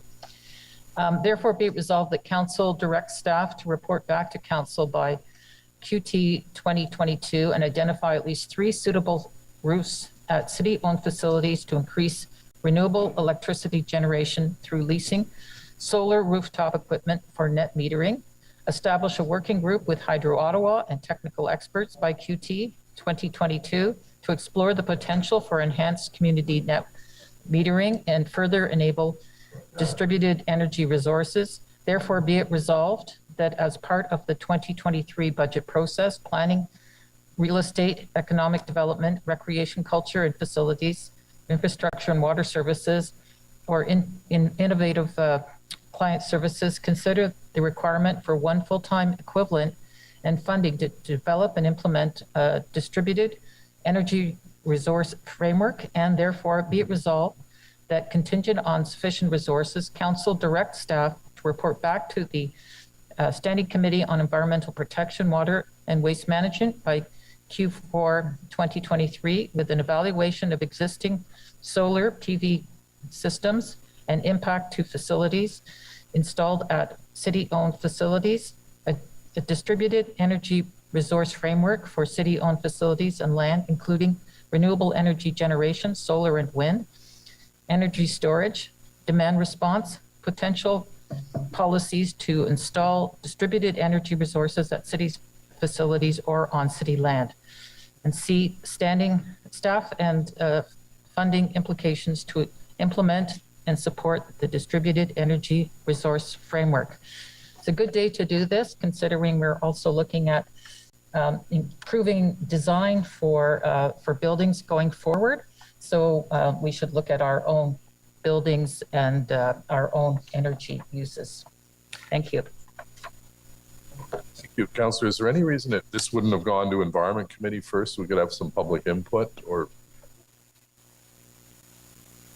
Mr. Mayor, I did check, and this has been shared with the chair, and he made no recommendations on that. Okay, unfortunately he's not here. Okay, any other comments, Councillor Leeper? Thanks. So this has been waived on, right? Yeah, so I'd like to, I'm sorry, this has been on the screen and it's gone from the screen now. I have no way of ascertaining whether I should be supporting this or not. I have not had a chance to read it. Could we refer it to Environment Committee? Sure, I'm going to move referral to Environment Committee, Okay, I'll please. second that. Thanks. Carried. Okay, all right, so we'll bring that back to Environment. We'll let Councillor Moffat know about that. Are there any, excuse me, any other motions requiring suspension of the rules of procedure? Yes, no, sorry, it's a notice of motion, my bad. Notice of vote, yep, no. So notice the motion for consideration of subsequent meeting avec motion pour réunion subsequente. Councillor Luloff, please, seconded by Councillor Kitts. Sorry for jumping the gun on that one. Whereas the Petrie Island Canoe Club is an incorporated not-for-profit organization that offers canoe and kayak instruction and training programs at Steamer Park on Petrie Island, accessible to all Ottawa residents. And whereas the Petrie Island Canoe Club currently serves diverse groups and demographics with a mandate to expand their offering to paddlers of all ages and abilities. Whereas the City of Ottawa signed a memorandum of understanding with the Petrie Island Canoe Club dated October 12th, 2021, authorizing the continued operation of the club at the site and permitting the PIC to submit an application for grant funding through the federal grant program known as the Canada Community Revitalization Fund. And whereas they were successful in their application for development of a storage facility on Petrie Island, and whereas the PIC is providing due diligence in preparing a site plan application for the development of this storage facility, they require proof of owner consents to the addition of this new building on site. And whereas CREO's formal circulation of proposed land lease to all departments and external partners by March 21st to April 12th, 2022 yielded no objections and is supported by myself, the ward councillor. Therefore, be it resolved that council directs staff today to address all comments that were received from the formal circulation process. Be it further resolved that we declare 280 square meters of Petrie Island a surplus to city needs. Further, be it resolved that council waive section 1.2 of the disposal of real estate property policy requiring the city to dispose of real property at market value. And therefore be it resolved that council waive section 2.3 of the disposal of real estate property policy requiring the city to notify the public to solicit offers for the subject property. And finally, further be it resolved to delegate authority to the Director of Corporate Real Estate Office to negotiate, conclude, execute, and amend on behalf of the city a lease or license agreement with a term of up to 25 years for a 280 square meter land area for a marine storage facility at 795 Tweddle Road on Petrie Island Beach. This is an incredible addition to my community. Will provide a footprint for the Petrie Island Canoe Club to conduct their activities. People that are members of this. Sorry, you just read the motion in and then we debate it next meeting. Oh, sorry. So it's just a brief synopsis of what the motion is. So we'll get into the speech in 2 weeks. Fine, there's the motion. Yeah. Thank you. Thanks. Next notice of motion for consideration of subsequent meeting is Councillor El-Shantiri, seconded by Councillor Tierney, please. Thank you, Mr. Mayor, and I would like to read the notice motion. It's a comprehensive asset management program, core asset management plans.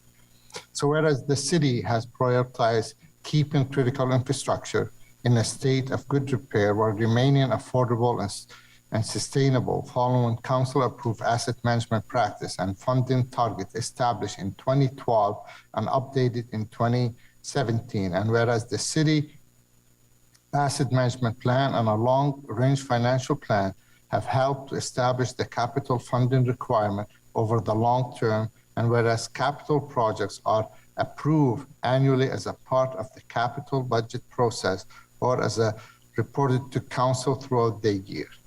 Councils approves these projects based on information available at the time. And whereas any subsequent scope change can have material impact on the cost of the project and may impact funding available for other planned capital projects. Therefore, be it resolved that staff review existing process to identify opportunities for improvement regarding the criteria for when capital project changes are brought to council for approval and how to clearly identify the impact to the renewal program due to the project scope changes and overall process improvement.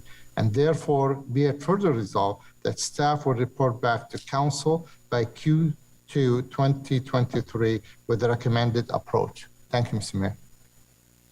Okay, thank you very much. Are there any other notice of motion for consideration of subsequent meeting? Motion to introduce bylaws. Councillor Kitts and Leeper, please. Que les règlements énumérés à l'ordre du jour sur le tête motion. That the bylaw be read and adopted.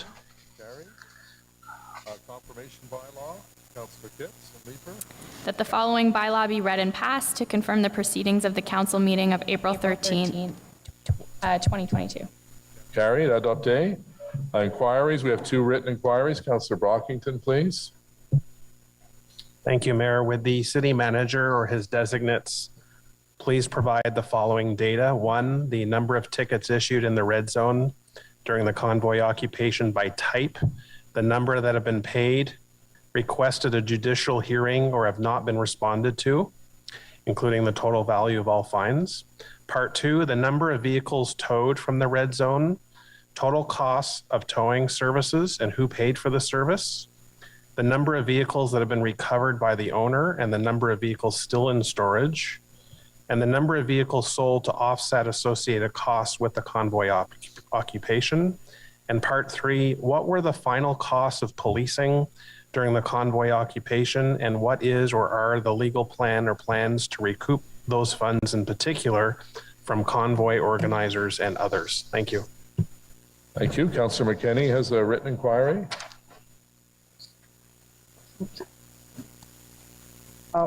Yes, thank you, Mr. Mayor.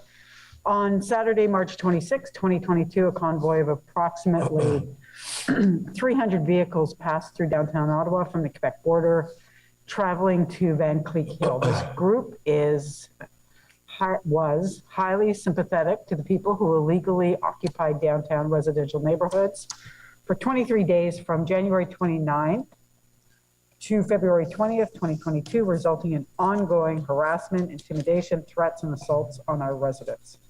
The cost to the city of this illegal occupation is estimated to be at least $36.3 million.